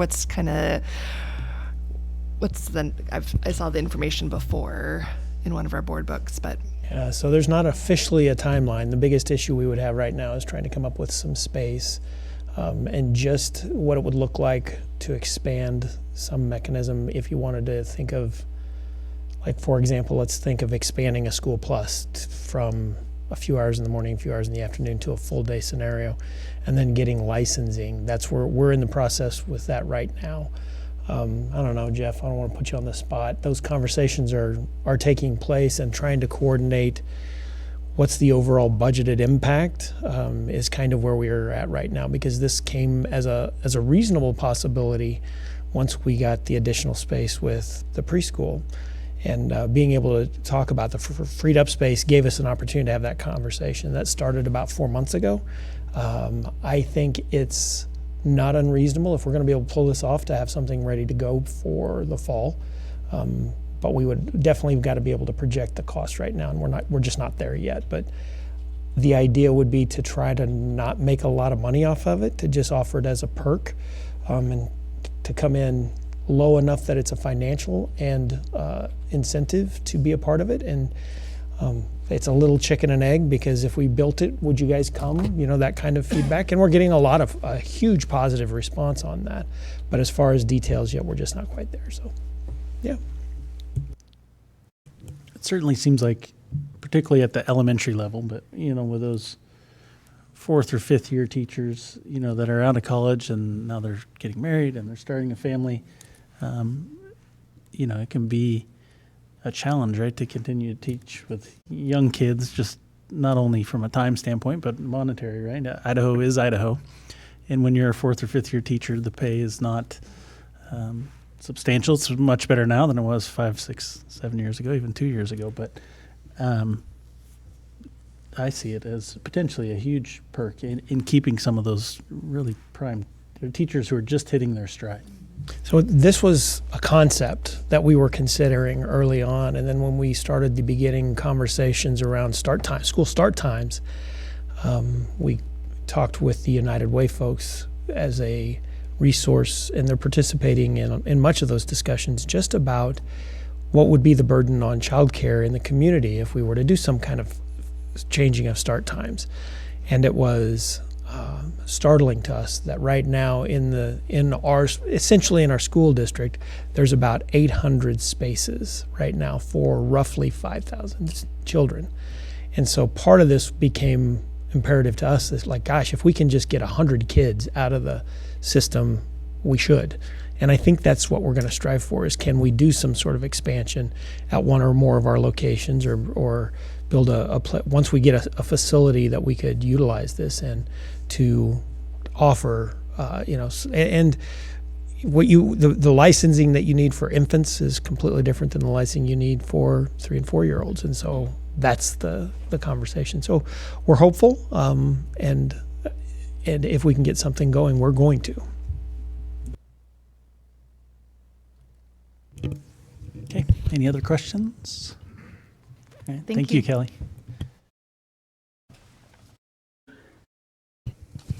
Okay. We're on to district work plan update. A lot of the information in the board packet was around bell schedules. And while Trina's coming up to the podium there, we have a workshop scheduled around this, right, for January? Is that what we've That's decided correct. at our January workshop? So there's a lot of information here, a lot of discussion could be had. We'll save some of that for January. But I'll turn it over to Trina and let you Perfect get going. lead in, because there's actually 50 slides, and I think everyone would not be happy with me if I went through all 50 slides tonight. So really, the purpose of putting that in your packet is to give you some of the preliminary work that we're doing regarding bell schedules. Not that we're going to go through all of it today, but there's some things that we need to consider as we go into the workshop in January, some questions that we need to consider as we continue to look at bell schedules. So in your packet, there's a lot of information about the traditional schedules, the 6 and 7 period day, about different type of block schedules, a 4 period, 8 period trimesters, and then some neighboring districts that have modified schedules. So I'm not going to go through each one. I wanted you to have it early, so that way you could reflect on it as we're preparing for the January workshop. You will notice that a lot of the tables in there's some comparison tables when we look at all those different schedules, and we look at various aspects. And a lot of them are logistical aspects, like passing time, the length of a period, credits. But where I need your assistance is, and what we need to think about in preparing for that January workshop, is some of the items in those tables when we're comparing schedules may not really represent the values of our community, of our district, and of our patrons. And so everything is not necessarily weighted equal. So we have to decide, as we're looking through schedules, with every schedule there's give and take, what's important to us? What do we truly value that will help us make those decisions? And so I just have some questions that I would like to share with you, and we don't have to talk about them tonight. Something to think about. We could even dive deep into these questions when we get into the January workshop. But what we're really looking for is a bell schedule that best aligns and assists us in realizing our beliefs. And our beliefs are around equity, access, the whole child, instruction, curriculum, assessment, professional development, and system performance. And a lot of these items are incorporated within our work plan. So we have to find that schedule that best aligns with our beliefs regarding all those areas. Also, what schedule best aligns with what our final portrait of a graduate, I'm not saying it correctly, but once we decide upon and the board agrees upon a portrait of a graduate, what schedule best aligns with that and gets us there? And right now we're still working on some of that. Also, the schedule needs to help us in achieving our long and short-term goals within the strategic plan. With each schedule, there are advantages and disadvantages. So the second question is, what aspects of a schedule are most important to the district and community that may or may not be represented? And so we have some aspects listed in those charts, but there may be things that as you're reading it say, wait a minute, this is important to me, important to my constituency.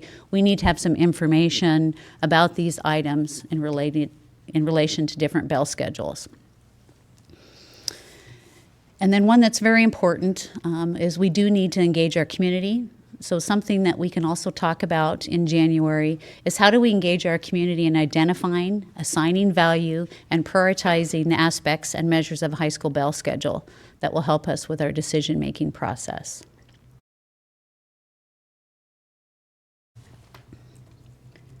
And so to kind of sum it up, there was this quote that I found that was out of that Hanover research document that I shared with you. And I'm going to go ahead and read it to you. Research suggests that districts should prioritize the quality and the use of instructional time before considering a change to the total amount of instructional time that students receive. While some evidence associates improved achievement with longer school days and school years, researchers emphasize that schools should first ensure that current instruction is high quality and that instructional time is allocated effectively. So I refer this to as a pie. So when we have our bell schedules, we basically have a set of time, and we can cut that pie in various pieces. But it's really what we use that time for that really makes the difference. So whether it's a 6 period, a 7 period, a 5 period trimester, an AB block, if we're not using our time wisely, where we're really focusing on sound instructional practices, really the bell schedule is not going to make a difference. And so that's why those questions are very important, is, what do we value? What's most important? And what will get us to our end goal? And how do we involve the community in determining what those values are? So there's a lot of information. I can answer any questions that you have, but it's a lot of food for thought, and I know you're grappling with a lot of other things at the same time. Couple of things, just as I looked through the slides, that I guess questions I had that I think would help me in just kind of looking at all these different options is instructional hours per credit in the different schedules. So, for instance, in a 6 period, it's 180 hours, let's say. And in a 7 period, it's going to be whatever, 150 or just, to me, that would be interesting, I think, to have it in those comparisons. And then also, what are our graduation requirements excluding the electives?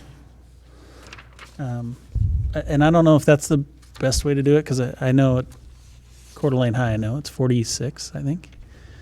But Yes, it's 46 at Coeur d'Alene and 58 at Lake City. Right. And it's because Lake City has 12 extra elective requirements, right?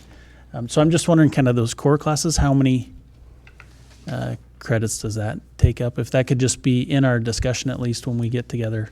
Like a percentage of the total schedule? Like some... Well, so I'm going to be off on the numbers, but let's say that number's like 40. So at Coeur d'Alene High, it maybe gives you opportunity to choose about 6 classes. So it's percentage of choice per schedule, maybe. Like in a 6-period day, you have 12% of your courses that are yours to control. In an 8-period day, you would have 37%, something like that. Sure, Yeah. or just the raw number, Okay. So for example, both schools, we have a graduation requirement of 2 credits for humanities. We could list what are the humanities courses at Lake City, what are CHS, and we can look at some of that if you'd like. Well, I'm I just don't- thinking I more. don't think that's what Casey's getting at. The He's wanting to know if you have 6 periods as a freshman with the requirements they have, how many of those do they have an elective from? Versus at Lake City, if you, as a freshman, how many of your AB block gives you the opportunity for electives based Right. on Okay. what we That's- require Based on the students to do. schedule, okay. Just raw Right. numbers, though. And so if we know there's 38 credits I'm going to pick that are kind of non-elective based in our schedule, and everything else is elective, then if you're looking at a 7-period schedule or a trimester system, it would show how many extra courses there are kind of for electives. So we're trying to create these well-rounded kids and give them opportunity to explore different things. So Okay, we can I certainly guess that's add what I that. wonder, because I know with 6, there's not a lot of opportunity. And another conversation we can have, and something that I reported last month, is we do have some flexibility. So for example, the state minimum graduation requirements is 46, but we require some things the state does not. For example, PE. And so as we're looking at those schedules, we can also look at our graduation requirements, and do we want to provide more flexibility or change some of those, especially as we start looking at our portrait of a graduate. For example, speech. Speech is a separate class, but it doesn't necessarily have to be a separate class. And if we're looking at students collaborating and communicating as part of the portrait of a graduate, we may be able to address some of those requirements in a different way. But we can bring that information as well in January. I think one of the things that we've been talking about quite a bit that I think we'd like to engage you in January about is when we want to take this out and actually make a road show out of this, right? Like, what's the community engagement look like on this conversation? Because right now, people know we're talking, and they know, at least, they might not know the specifics or even the impetus of the conversation, but they know that we're talking about it. And I think there's going to be some time, some mechanism where we're going to have to go out and potentially challenge people to work with as a team or whatever you want to call it, and say, what's this look like for us in the future, and get some community members and some teachers and administrators to really just engage in this conversation. It's not the five of you or Trina or us or any of our team. This is the entire community's conversation, and we've got to think about how we want that to go out when it comes time. And I think that's one of the things we'd like to get from you in January when we have this conversation.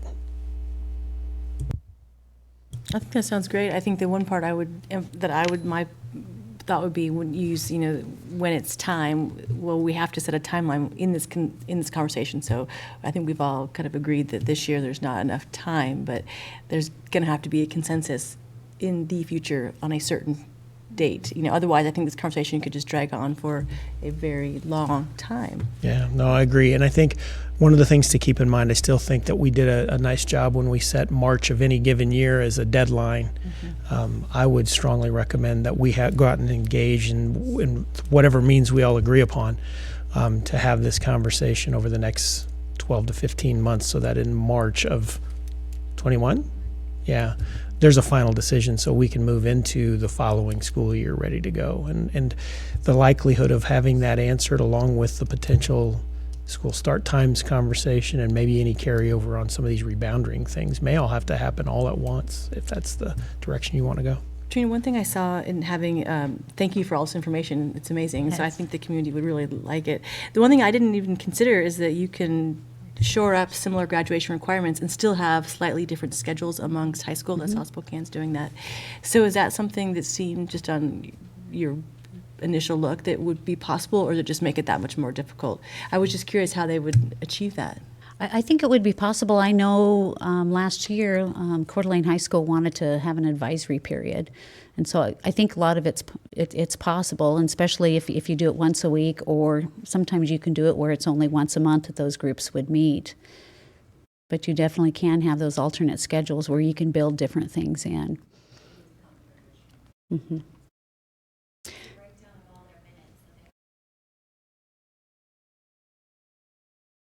Correct.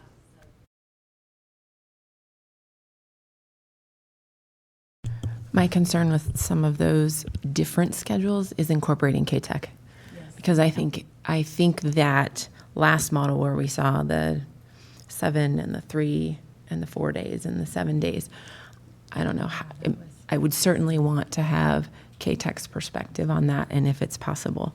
And my only comment for today, I didn't know how much dialogue we would have today, so I kind of really thought pretty deeply about this, but I'll share more of my commentary at the workshop. But I really feel that the reason we're here is because of the curricular audit. And from my perspective, the curricular audit points very much to where we needed to be headed. And I'm looking at page 187, and I just want to quote from some of the things that they said, because I think it is, one, they comment about the fact that they said these things 10 years ago. And so frankly, I take that to mean 10 years ago, we shouldn't have had 2 schools on 2 different schedules, and yet we still do. But their focus is that all students with tools necessary for academic success need to be provided for, even though their needs for programs or support might differ. This is accomplished when school districts ensure resource flow to areas of greatest need. But they go on to talk about, which I think we all know, in order for a school system to deliver the appropriate programs and services to each student, school boards must adopt and actively monitor policies that promote equity. But under a state of equity, students with greater needs receive greater attention and resources to make up for the differences with children who begin with more. And that's the core of why we started this. But they go on to say, varying graduation requirements limit access to potential future career courses in the area of elective choices for students who attend Coeur d'Alene and Venture High School. They go on to say graduation requirements allow students to develop a quality 4-year plan based on required courses and optional courses needed to meet graduation requirements.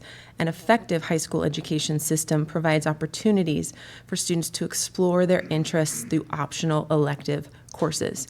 Students may be able to take courses in agriculture, business, computers, physical ed, construction, and much more. And then it goes through and it looks at CHS and VHS, and then it looks at Lake City High School. And there's a clear direction in this curricular audit of what this district needs to be doing. And I encourage us to read back over that and be looking at that as we are processing this, because some of the options that we are looking at do not align, in my opinion, with what the auditors have directed us to do 10 years ago and are directing us to do again now. It says, overall, the auditors found the district's different graduation requirements limit access to various course offerings between the two traditional high schools. I think it speaks loudly to where we need to be looking. And I want to make sure we don't forget that.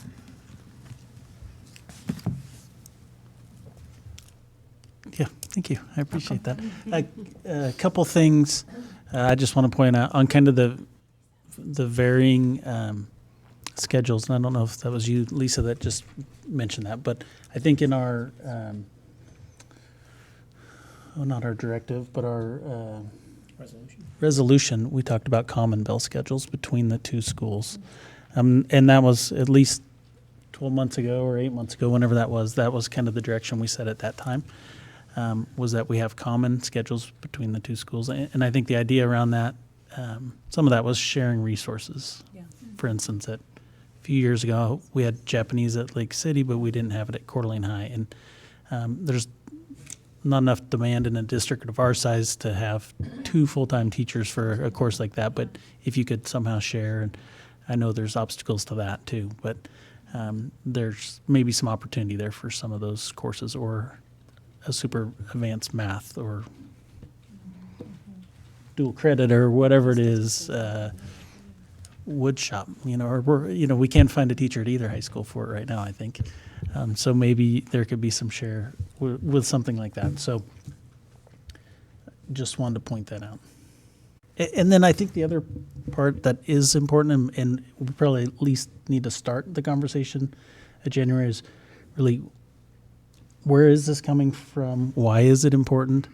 And who's kind of brought it on?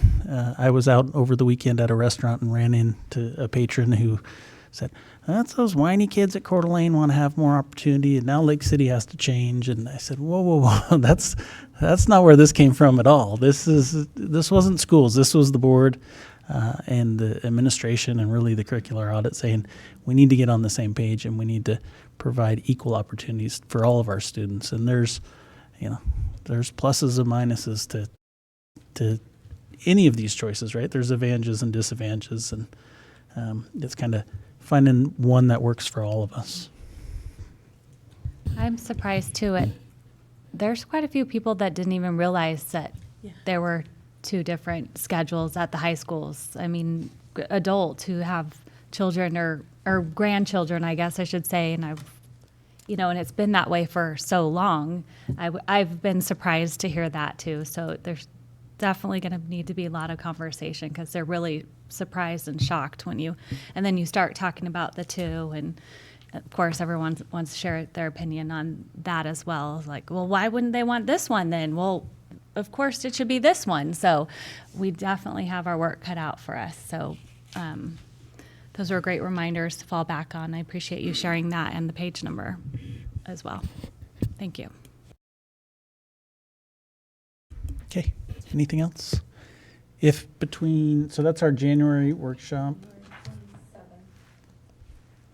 Can I ask one question about the workshop? Do you know if we're going to get any feedback from staff? I hope that they're represented in some way, shape, or form, because they're an important voice, and why they're passionate about or are we not even going to go into that part of the conversation?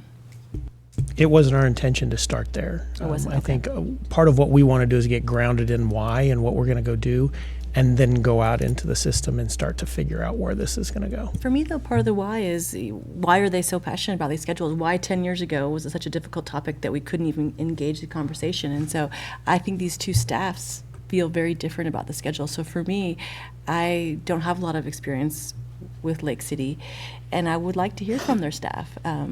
I would also like to hear from CHS on a very, whether they bring their own representative or the school gets together and put something together. But for me, it is an important piece of understanding even the parameters or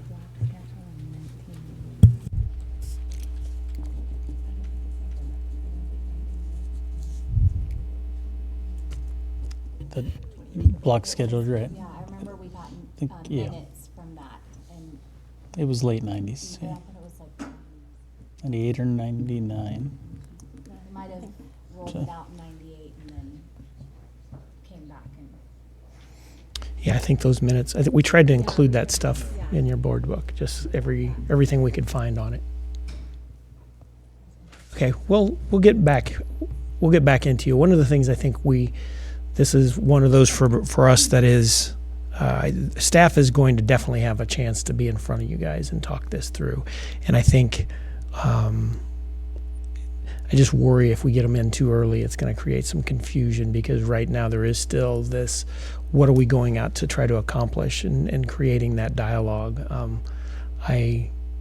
Getting it started with them is, I'm worried that it may just get an argument started why an 8-period day or a 6-period day is better, and rather than creating understanding around this. I wonder, though, if what Lisa's asking couldn't be accomplished in a less adversarial way.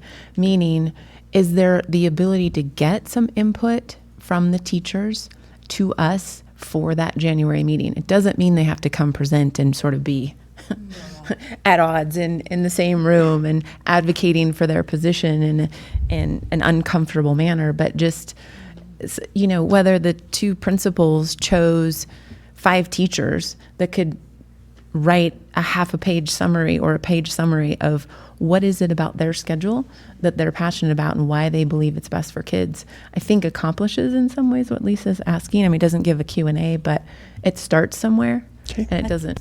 I think even a simple pro-con, we've got a lot of pro-con sheets on here from other school districts, or what our research has shown us, the pro-cons for some of these schedules, but I think our teachers could probably tell you right now what they think the pros of the schedule are and what the challenges are, and I think that just would be more data, and if it came maybe through like you said, a form or a sheet. But I think I need more understanding of the two schedules from their perspective. We can get that. I guess for me, I'm not as interested in that at this point, because I see that based on my conversations I've had with staff in the various buildings, it's digging in heels, and ours is the best because, and that's how I see that kind of dominating it, instead of, hey, these are all our kids and we need to do what's best for our kids, and let's start making decisions that are best for kids and not adults.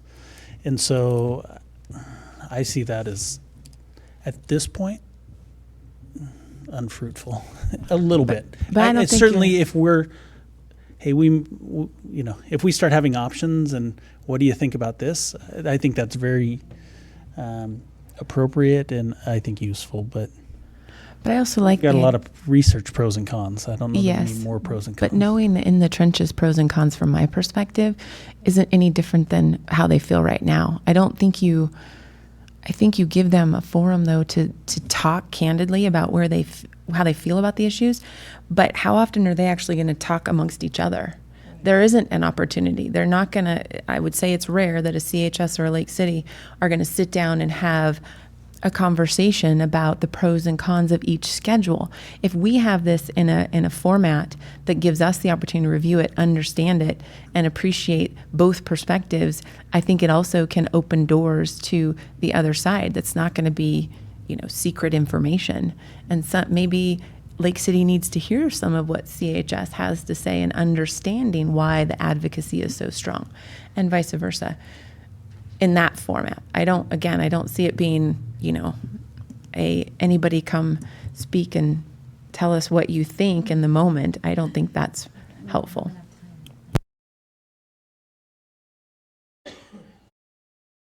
If you don't want to pay attention to it, you don't have to. Lisa and I will look at it. And I think, to be honest, we're talking a year. We're going to go over this in January. You want a final recommendation by next March. The months are going to contract before we know it. And I think setting a tone of gathering information, well, the first people we got to talk to are those people that are going to be affected by the change. We're giving them the opportunity to weigh in from the get-go. And won't we talk to the students first? Just saying. Or the parents. Again, we're making adult decisions for kids. On March, to me, March seems, whatever year it is, seems like that's too late. If you're building master schedules and you're getting ready for the next year, and I think principals would be cringing on a March change of something like that, unless it was March, 18 months from now.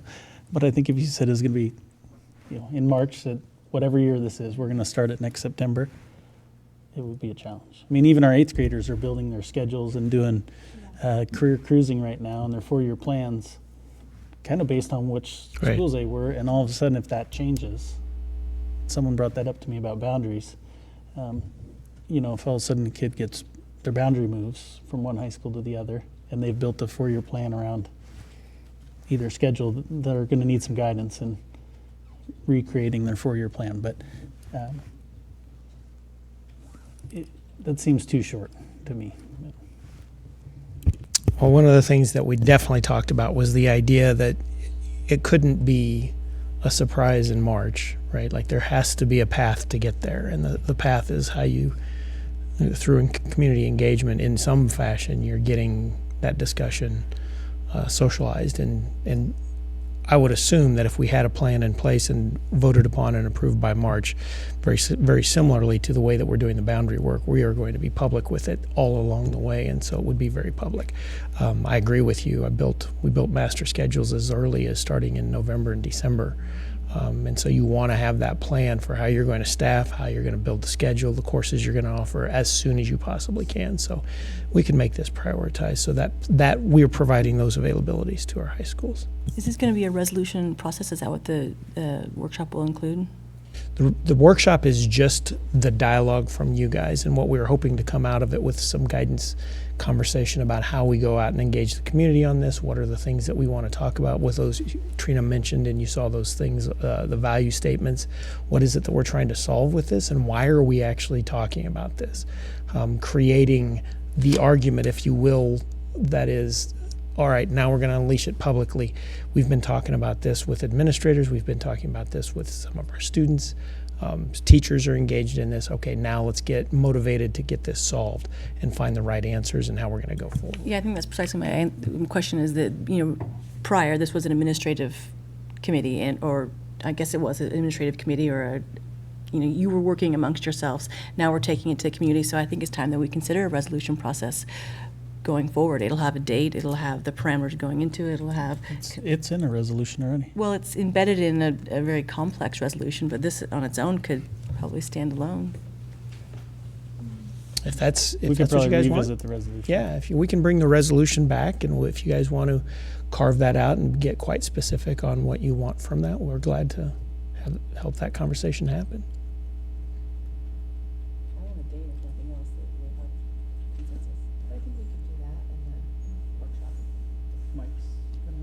Got to have our mics on. Okay.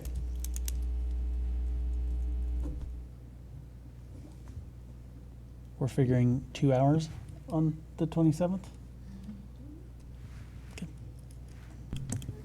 Maybe we should do longer and have some food. You don't have to save it all in one session. Rome wasn't built in a day. Okay, let's move on. We went from 15 minutes early to 3 minutes late. All right.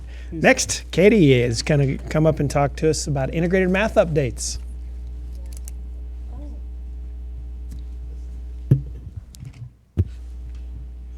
Good evening, Superintendent Cook, Chair Morrisroe, and members of the board. There should be a slideshow coming up. Oh, I see.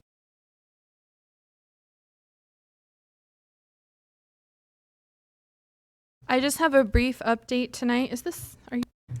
There we go.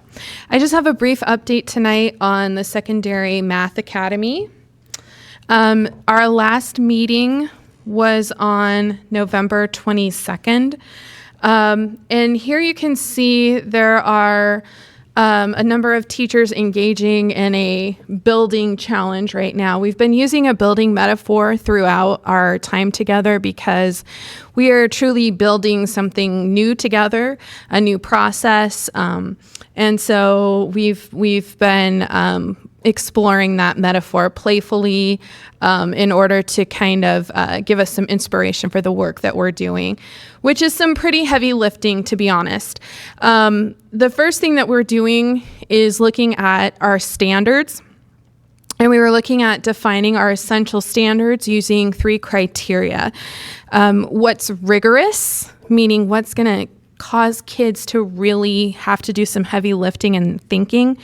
What has leverage, meaning what are kids going to see when they go into other classrooms? What's going to carry beyond just the math classroom, but they'll see in science or they'll see in social studies?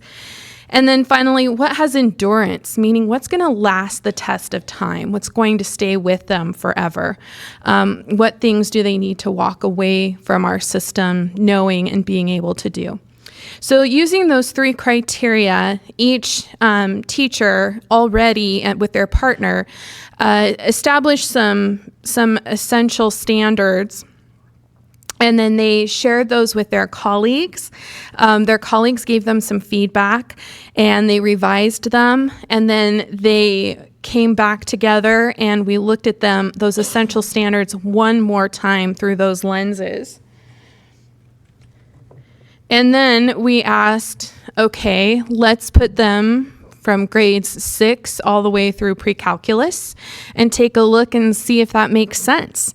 We looked at them by domain, so we looked at them from the lens of ratio and probability, or statistics and probability. We looked at them through the lens of geometry and the other 3 domains.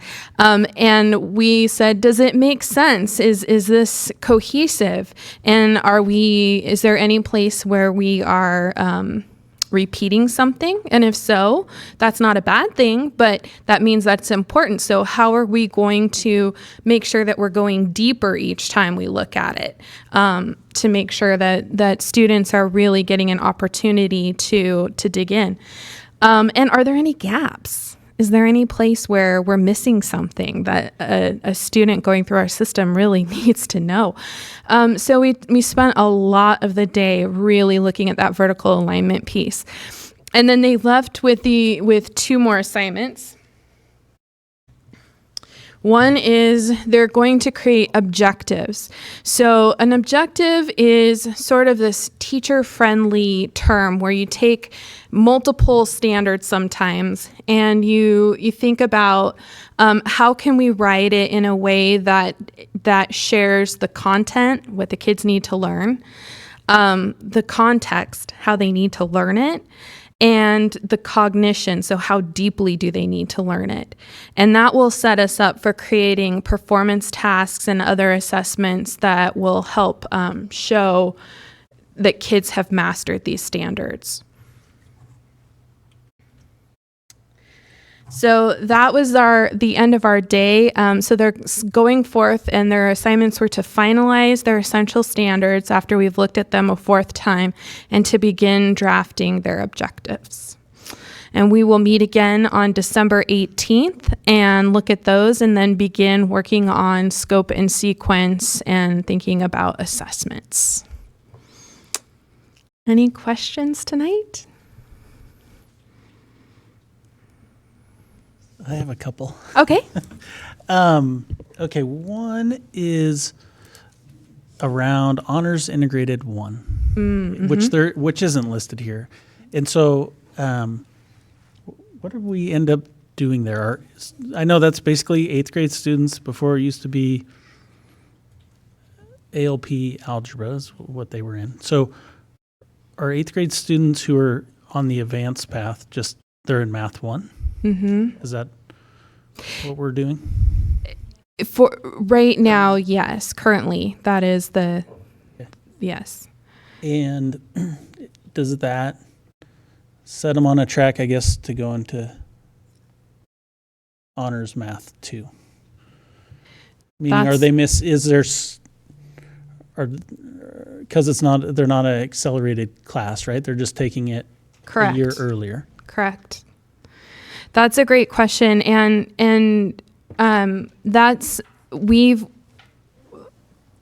some of the honors pieces, including honors 6th, honors 7th, and then Honors Integrated 1. Those pieces we're working on developing the next year. So that being said, I don't have a clear answer for you tonight about the development of that. But knowing that we are thinking about making sure that every student can be who enters Honors Integrated Math 2 from an Integrated Math 1 can be successful. And then the other one, I guess just around that, and I'm not sure if you're the right person to ask on this, but it used to be a student who was in ALP algebra. Mm-hmm. It was ALP and not honors. It was graded on a 4.5. This is for our GPA folks. So are the 8th graders currently, are they on a 4-point scale if they choose to use that Math 1 for a high school credit, or are they on a 4.5? I'm sorry, I don't have the answer for that tonight. Does Mike? Chair Morris-Rowe and members of the board, the key is in the title of the course. If the, per board policy, if the course is titled ALP or honors, it is at a 4.5 weight. And so for those 8th grade students, is it? It is called Honors Math 1. Just interesting, I guess, to me. I don't understand how we can do that. Depending the year you take it, whether you take it in 8th grade or 9th grade, it's on a 4.5 scale or a 4 scale. Maybe in the grand scheme of things, it doesn't matter a lot since everyone takes the weighting out. But I think it does matter a lot, and especially for our transfer students from charter, they're not, we're not. So I don't understand how a course that it's exactly the same in content, one could be weighted by the year that you're taking it. I thought we solved that last year, and that is not weighted because we're not currently offering an honors integrated Math 1. So no one should be receiving any kind of recognition for a course that's not different. If I was a parent and my kid was taking it in 9th grade and taking the exact same course as a student taking it in 8th grade, and the 8th graders getting more weight for this course just because they're taking it at a different facility doesn't make sense. We'll follow up. We've got to dig into that. If that's the case, then we've got some discrepancy we've got to work through. And that was it. I think even when it was algebra, in honors algebra, it was the same thing, right? Because it was the same course. Right. It was just, right. It was honors or AOP because you took it a year early. Katie, I know the one thing that we're really working on is providing more on-ramps and off-ramps for our math students. And so what will the process look like for next year for our Honors Math 2, because we'll be offering Honors Math 2 next year, correct? Correct. What will be the process for students to get into that course? So we know we'll have eligible 8th graders and we'll have some 9th graders. Will it be their 9th grade? I guess it could be, they don't take an ISAT. So what will be the mechanism to select those students for that course? That's another great question. I don't have the answer tonight, but I'm not certain. It would probably be very. I would need to learn a little bit more about the current process for having students join Honors Math 2. I can dig into that.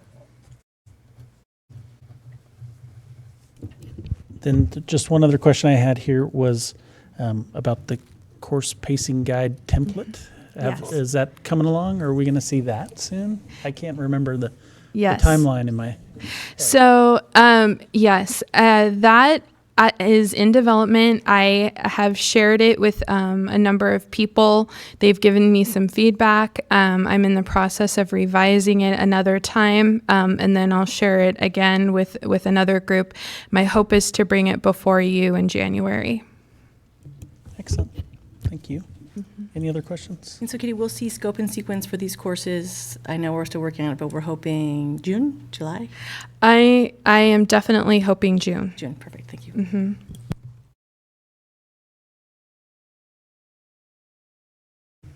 Okay. Thank you, Katie. All right. All right. Facilities update, Jeff.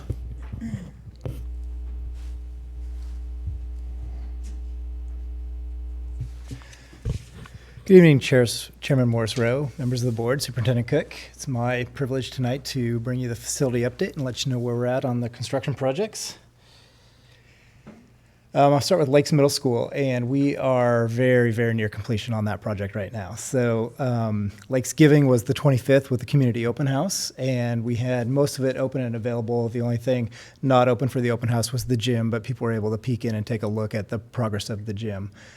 So showing you a couple things here. We're working on just kind of wrapping up some final details. So the track was put down, the surfacing was put down, and we had a break with some nice weather here before the nasty weather hit over this last week. But so we were able to get the striping put down. We thought that might be spring work, but we were actually able to get that down. So so this is the practice track for starts and long jumps and things like that. So.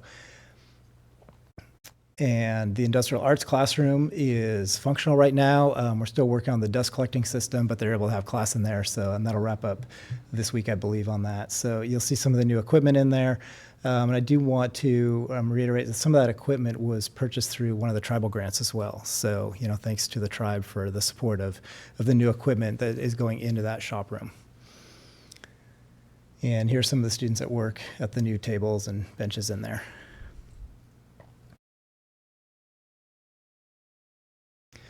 The gym flooring, this is the prep work. So you see the subfloor down. Those are all the board slats that are laying in the gym as we were getting ready to lay those. I'll kind of walk you through a series of progress here a little bit with that. So you see now it's in there. This is the stain prior to the finish. You can see some of the graphics going down in there. The bleacher install, you can see on that back wall, the bleachers are going in there.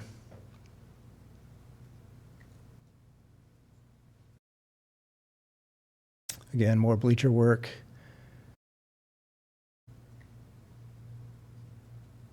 And then this is the gym as it is today. So mainly we're waiting on, I think the second coat is down now, so we're waiting on mainly a drying process. So the gym should be turned over next Monday for us to start using. So we're really, really close on that. Looks beautiful. If you get a chance, go in there and look at that. The grain on that floor is really beautiful with the maroon on the three-point line and going into the keys. Just really, really makes that floor pop, and it looks really cool. Jeff, not to interrupt, but I went to the open house and a couple students showed me around, and they were so proud of their new school. Good. I mean, they loved showing every little detail, and we spent time in the shop, and it was really cool just to see. And then the whole evening of just Lakes Giving the community partnership was really tremendous. Good. So thank you for sharing that. Is the band choir, was it the band or choir that wasn't quite finished, or is it? Band, well, I'll get to band here in just a second. Band is open. Choir's been open. Choir was one of the first things we finished when school started in September. So choir's been in progress since the beginning of the year. Here's the band room right now. So the picture on the left is, just before it opened, you can see they had doors to put in those practice rooms in that picture, but you can kind of see the size of that room. The picture on the right is one of the storage rooms, so they can now store their instruments in those cubbies. And then this picture was taken today, so they're in there playing. Again, great space, and they're really excited about it. And that's really hard to see in this picture, but the new signs went up. You can see in that lower right one, the Lakes Middle School sign went up last week on the buildings. And so again, substantially complete on that. Everything should be turned over next Monday, and then we'll just be working on punch list. And a few details are going to happen over spring break, like grind and polish of the floors that we chose to do when students are not in session. So, but everything will be fully functional. All educational spaces will be operational, and we're excited to have this project nearly behind us. I was by there about 2 weeks ago during the day, and with the new parking lot, and it was amazing how it opened up the street, on the side there with, and the parking lot had space available in it still, but, so did the street. It is. It's a much different feel when you drive down Hastings, and you're not so crowded in there. And then moving on to the next Prairie site. The main thing that we've been working on over the last couple weeks are the main floor concrete slabs, and they have to pour those in a bunch of different sections. and I think the last floor slab was poured today. So that's a key schedule element for us to get that complete. It means we can move on to kind of the next big tasks of the project. So, and from here on out, you're going to start to see, major visual progression with it. And I've got kind of a series of pictures here that just kind of show some of the concrete work that they've been doing. So here they're dropping the mud into the rebar with the vapor barrier underneath. That's the blue that you're seeing there. This is a power trowel that this little guy runs around on that motorized trowel thing, and that's what makes it really smooth on the surface. On the left, that's an aerial view looking down, and so all those orange tarps are actually slabs that are already poured. That it's an insulating blanket that's down just to protect, so those slabs can continue to cure in the cold weather that we have. So, a little bit more work now as we get into winter, but that's part of construction in Idaho, and in the winter as we get through that, and it's planned for and part of the schedule. And then on the right-hand side, you'll see in the back part of that slab, he's got a smaller trowel that he's using, smaller power trowel, and then doing some finish work there. And then the steel columns and posts are on site. They're starting to bring truckloads in every day on those. And so the next major step that they're going to take is assembling the steel columns and beams. And so that's kind of the next critical path that we're going through, is the assembly of the steel, and that'll start next week. So we're really starting to make some progress. And that's where you're going to really start to see this visual aspect of this thing go vertical and see it start to pop. And I don't have a slide for it, but the last thing I wanted to mention was, and I think we mentioned it earlier tonight, is the work that we're doing with Amoresco on the deferred maintenance is coming to completion. The district has completed all of the audits, so our maintenance team has been out going through every school, field verifying everything that we thought we had in the schools, taking pictures, assessing the state, putting in dates of when was a roof replaced. What's the current state of it? If there's a point where there's, we can see that roof has some visible damage on it, they'll take a picture, same with HVAC systems, flooring, all the different components that we know we need to factor into deferred maintenance. And so Amoresco over the next 2 weeks is kind of finalizing that, going through, making sure that, they concur with the work, just checking to see if there's any mistakes that we made on our end that they may want to send back to us. And then they're going to do a presentation to our administrative staff, and then we'll be doing a presentation to you guys at the next board meeting. So get ready for some final numbers from Amoresco. Any questions you guys have for me on the construction projects? On the Amoresco reports, do they give kind of a cost of, here's what you have today, and then kind of a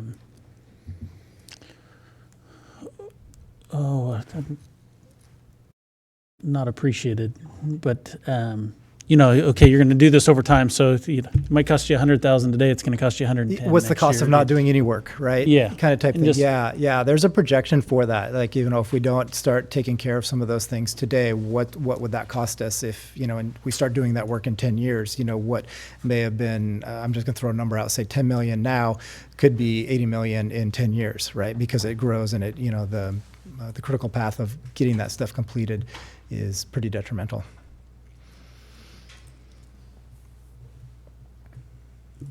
Any other questions for Jeff? All right, thank you. Thanks, Jeff.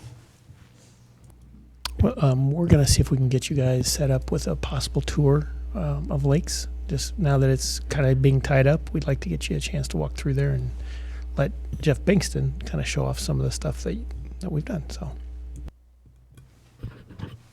all right, Mike is up with fall IRI data. Yes, sir, and good evening, everyone. Hope that you had a very nice Thanksgiving break with your families. Pleased to be able to be here with you this evening to talk about our fall Idaho Reading Indicator results.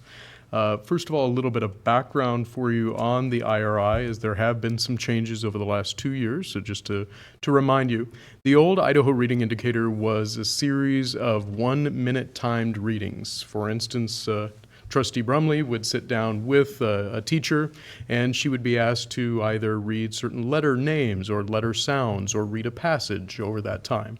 Those minutes were scored, and then ultimately it was identified whether a student was on track for meeting their reading goals.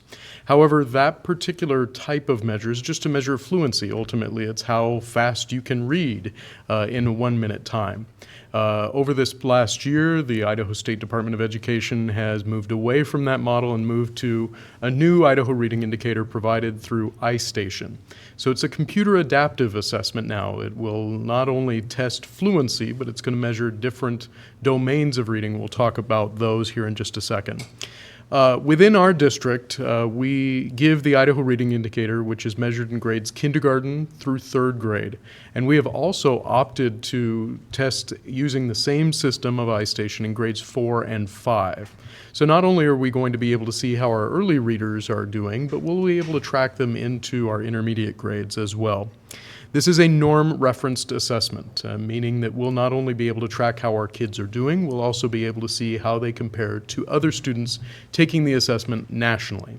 So we can look and see not only how we're growing, but also making sure that they meet those goals as well. I mentioned to you previously that iStation measures multiple domains, and you can see them broken out. We still have a lot of foundational skills in kindergarten and 1st grade. Phonemic awareness, phonics, as you would know it. Letter knowledge, vocabulary pops up. Spelling starts coming in 1st grade. And then you can notice that there are fewer foundational skills in grades 2 and 3 and 4 and 5, and more advanced reading skills, such as text fluency, reading comprehension pops up a great deal more in the intermediate grades.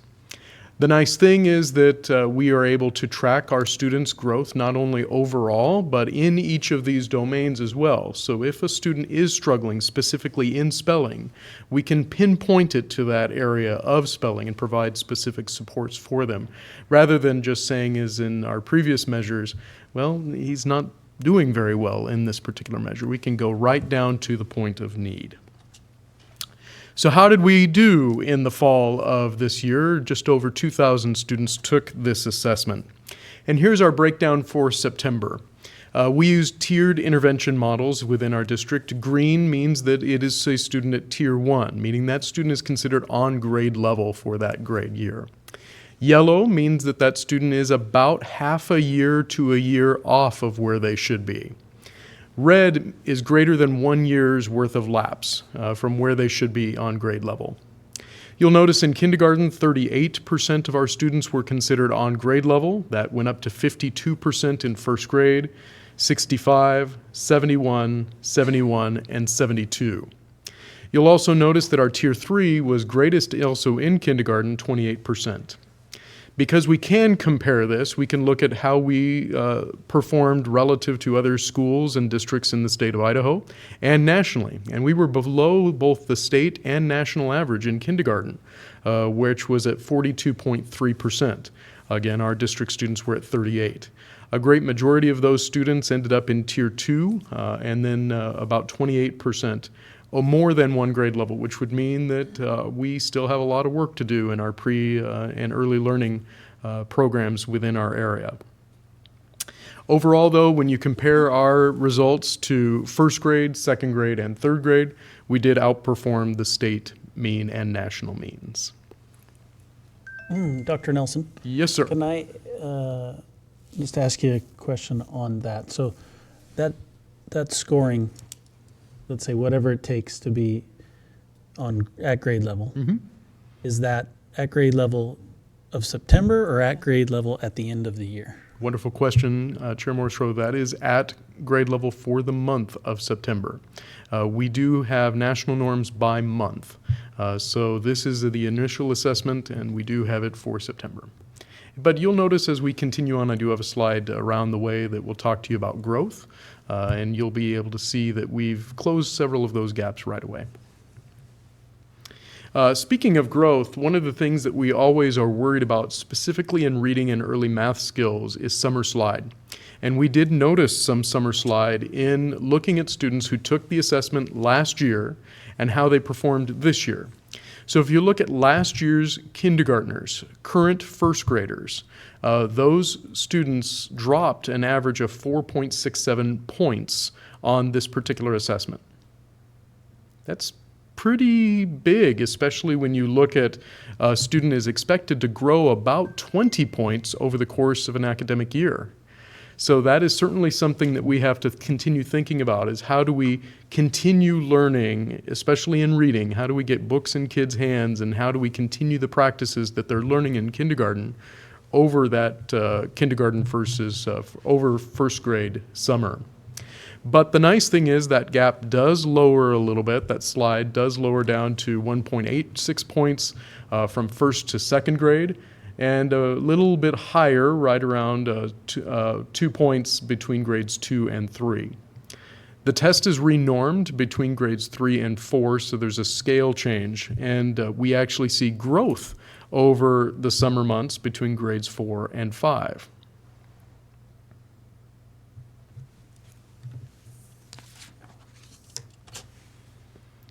So how are we doing since September? It's now the month of December, and we use iStation optionally every single month. The state mandates it in the months of September and May, but it's available to our teachers every month to progress monitor. And you'll actually notice in the very first month we had just over those 5,000 students who were assessed. And optionally, our teachers assessed over 4,500, 4,700 of the students along the way. So our sample size is still pretty large. And what we're seeing is a growth in the green bars from 62% overall in September to 66% in October and 68% in November. We're also seeing, in a very positive way, reductions in the yellow bars from 22, 19, 19 down to 16, 15, 13. So it is nice to be able to see that. Our goal of anything from Tier 1 would be to be able to have our green bars at 80% by the end of the year, and that certainly looks like it'll be possible if we continue on this trajectory. Well, what are we doing now that we have all of this information? Many of you probably have gone through conferences. We did provide family reports for each of our students and conference time. And each of these reports do show not only overall reading, but each of the individual domains. I wish people would stop hitting my watch. It's becoming annoying, but I'll talk to them later. But we do show how our students are performing overall, but again, in each of those domains, such as, again, letter knowledge, comprehension, and decoding on here. If a student is below that Tier 1, we go through and provide them also a document that talks about what types of efforts our teams are taking on to make sure that those gaps are closed. Sample plan is shown to you here. Again, if a student is below grade level, we do show these plans to parents and guardians so that they can see. And in addition, we provide instructional licenses to any of our students who are at Tier 3. Wouldn't you love to just kind of play with something like that for a couple hours a day? It is game-based, so students are not only learning strong foundational skills, but they're also able to practice at home and in our buildings. So finally, I'd love to be able to answer any questions that you have about this particular assessment and our efforts to promote early literacy. I was just wondering, you might have already provided it to us and I missed it, but do you have the final scores for broken down by school? Yes, I did not include that in the packet, but I can certainly make sure that that's available to you. Thanks. I really liked the presentation, Dr. Nelson. I thought it was easy to read. The only thing I would have said is the Tier 1, Tier 2, and Tier 3. I didn't know exactly what that meant when I was reviewing it. So somewhere indicating that would have helped me understand it a little better. But I thought it was easy to get through, and I enjoyed the presentation. Thank you. Thank you. And yes, green is good. So as long as we're staying in the green, that's kind of where we want to be. But I'll make sure that that's clear next time.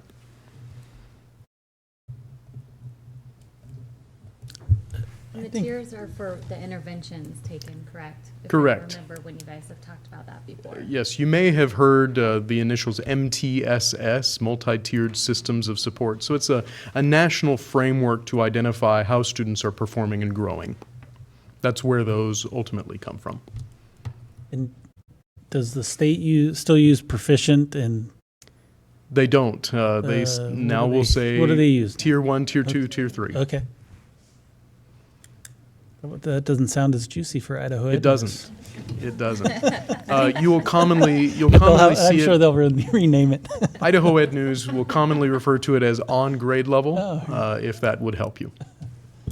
And so the green is on grade level. Green is on grade level, yellow is approaching grade level, red is below grade level, would be another way to look at it.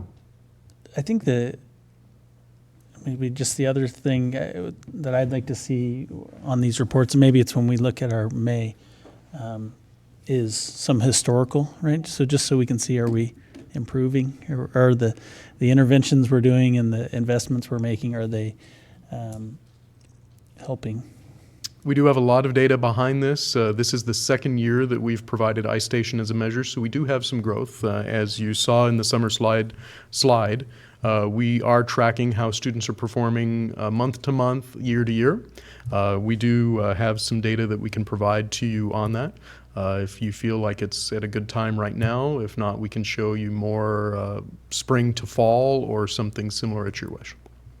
When it comes to program analysis, one of the things I'd ask you to consider is that it's probably going to be most relevant for us if we're going to track historical data to look at cohorts of students rather than entire grade levels, because we're starting to get our arms wrapped around that 17% of the population in any one grade might be new.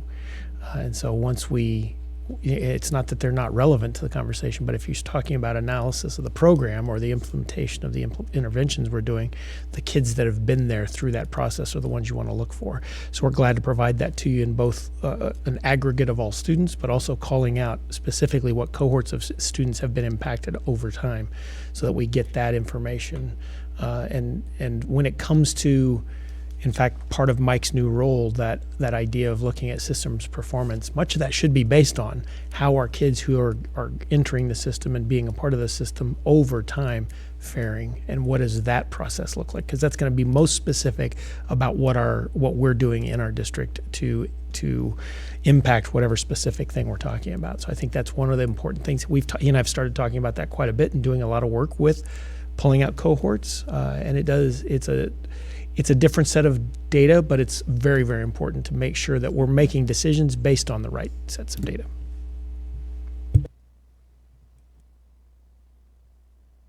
Thank you, Dr. Nelson. Anything else for him? Thank you. Better get to that phone. It sounded important. Okay, policies for information tonight. These are... This is super exciting for me, and Katie is excited about this too. She's all... Yeah, I'm between yawns. I'm tired now. Superintendent Cook, members of the board, I am excited to bring a policy with a lot of revisions. They may seem like small revisions on paper, but they're pretty huge for implementation within throughout the district. And this kind of comes on the heels of having more funds for supplies, and we have antiquated ways, maybe in some people's opinion, on how to spend those supplies. So we're looking to purchasing cards, P cards or credit cards, to hopefully make it easier on staff to make purchases. So I don't know if there were any specific questions, but mostly the changes were with the form at the end, and you might notice that it's a little bit more of a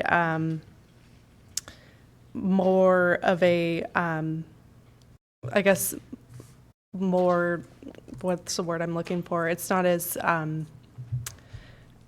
it's not in the same language we usually write our policy. It's more user-friendly, and this is going to be in the hands of our employees. Each time that they use a credit card, they'll sign a form. It'll be kept on file, but a copy will be laminated to be handed to the person checking out the card, just so they can remember what they've agreed to. So a little less formal is the word I was looking for.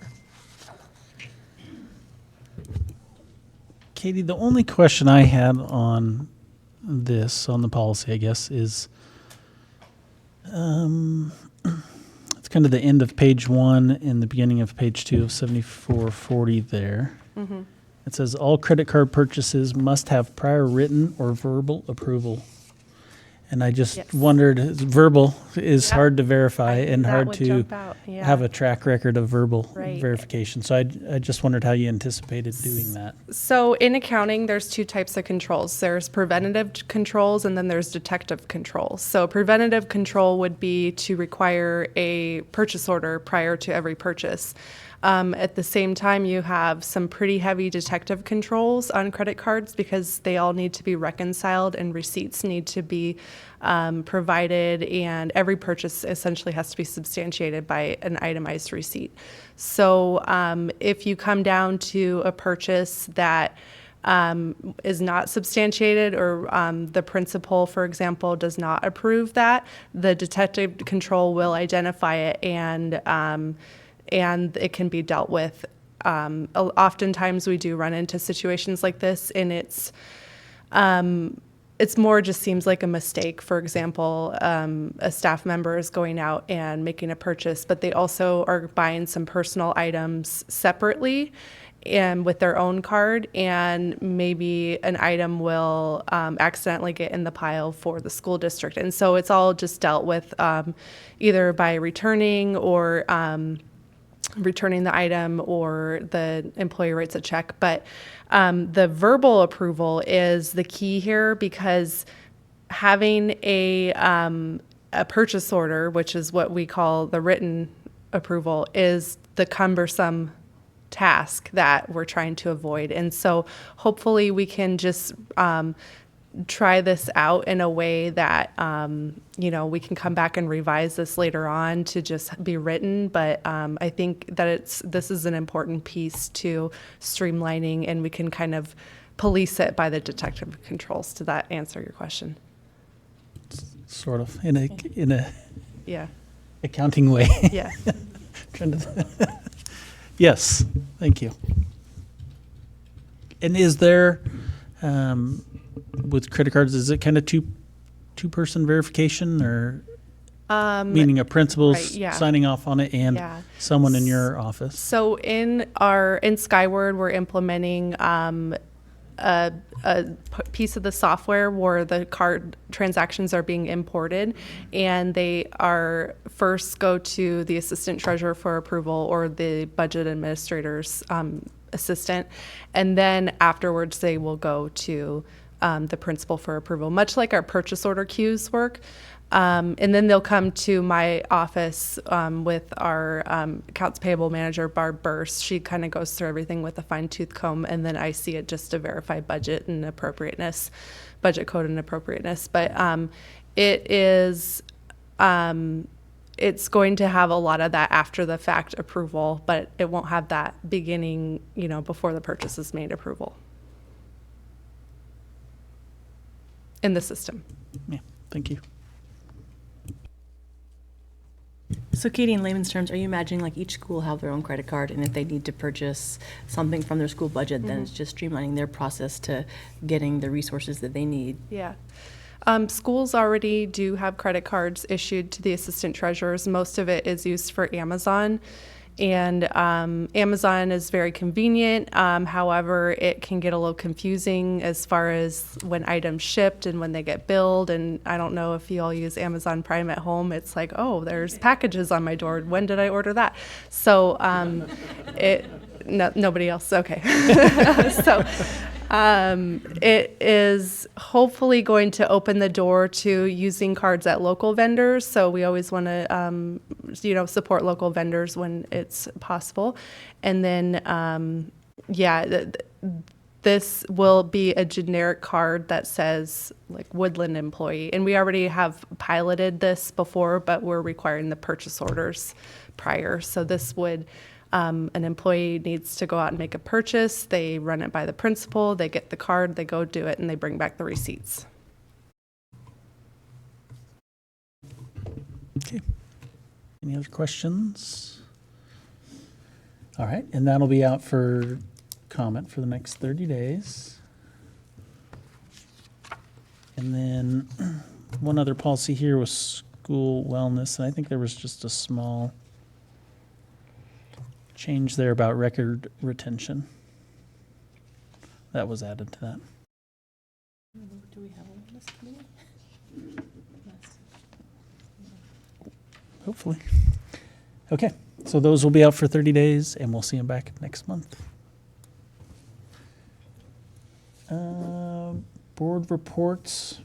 I think we've kind of covered everything. Anything from long range? No. They had a great meeting. They've selected their representatives for the Flow Committee and for they have a subcommittee that will begin writing with Scott's assistance, the long-range plan and recommendation, and I think they're on a really good trajectory to finish up work and give a presentation this spring. Okay. Just calendar, pay attention to that at the bottom of your sheet because we have lots of stuff coming up over the next week or so and continuing into January and February. So it's going to be a busy couple of months. So with that, I'll say thank you and we'll adjourn.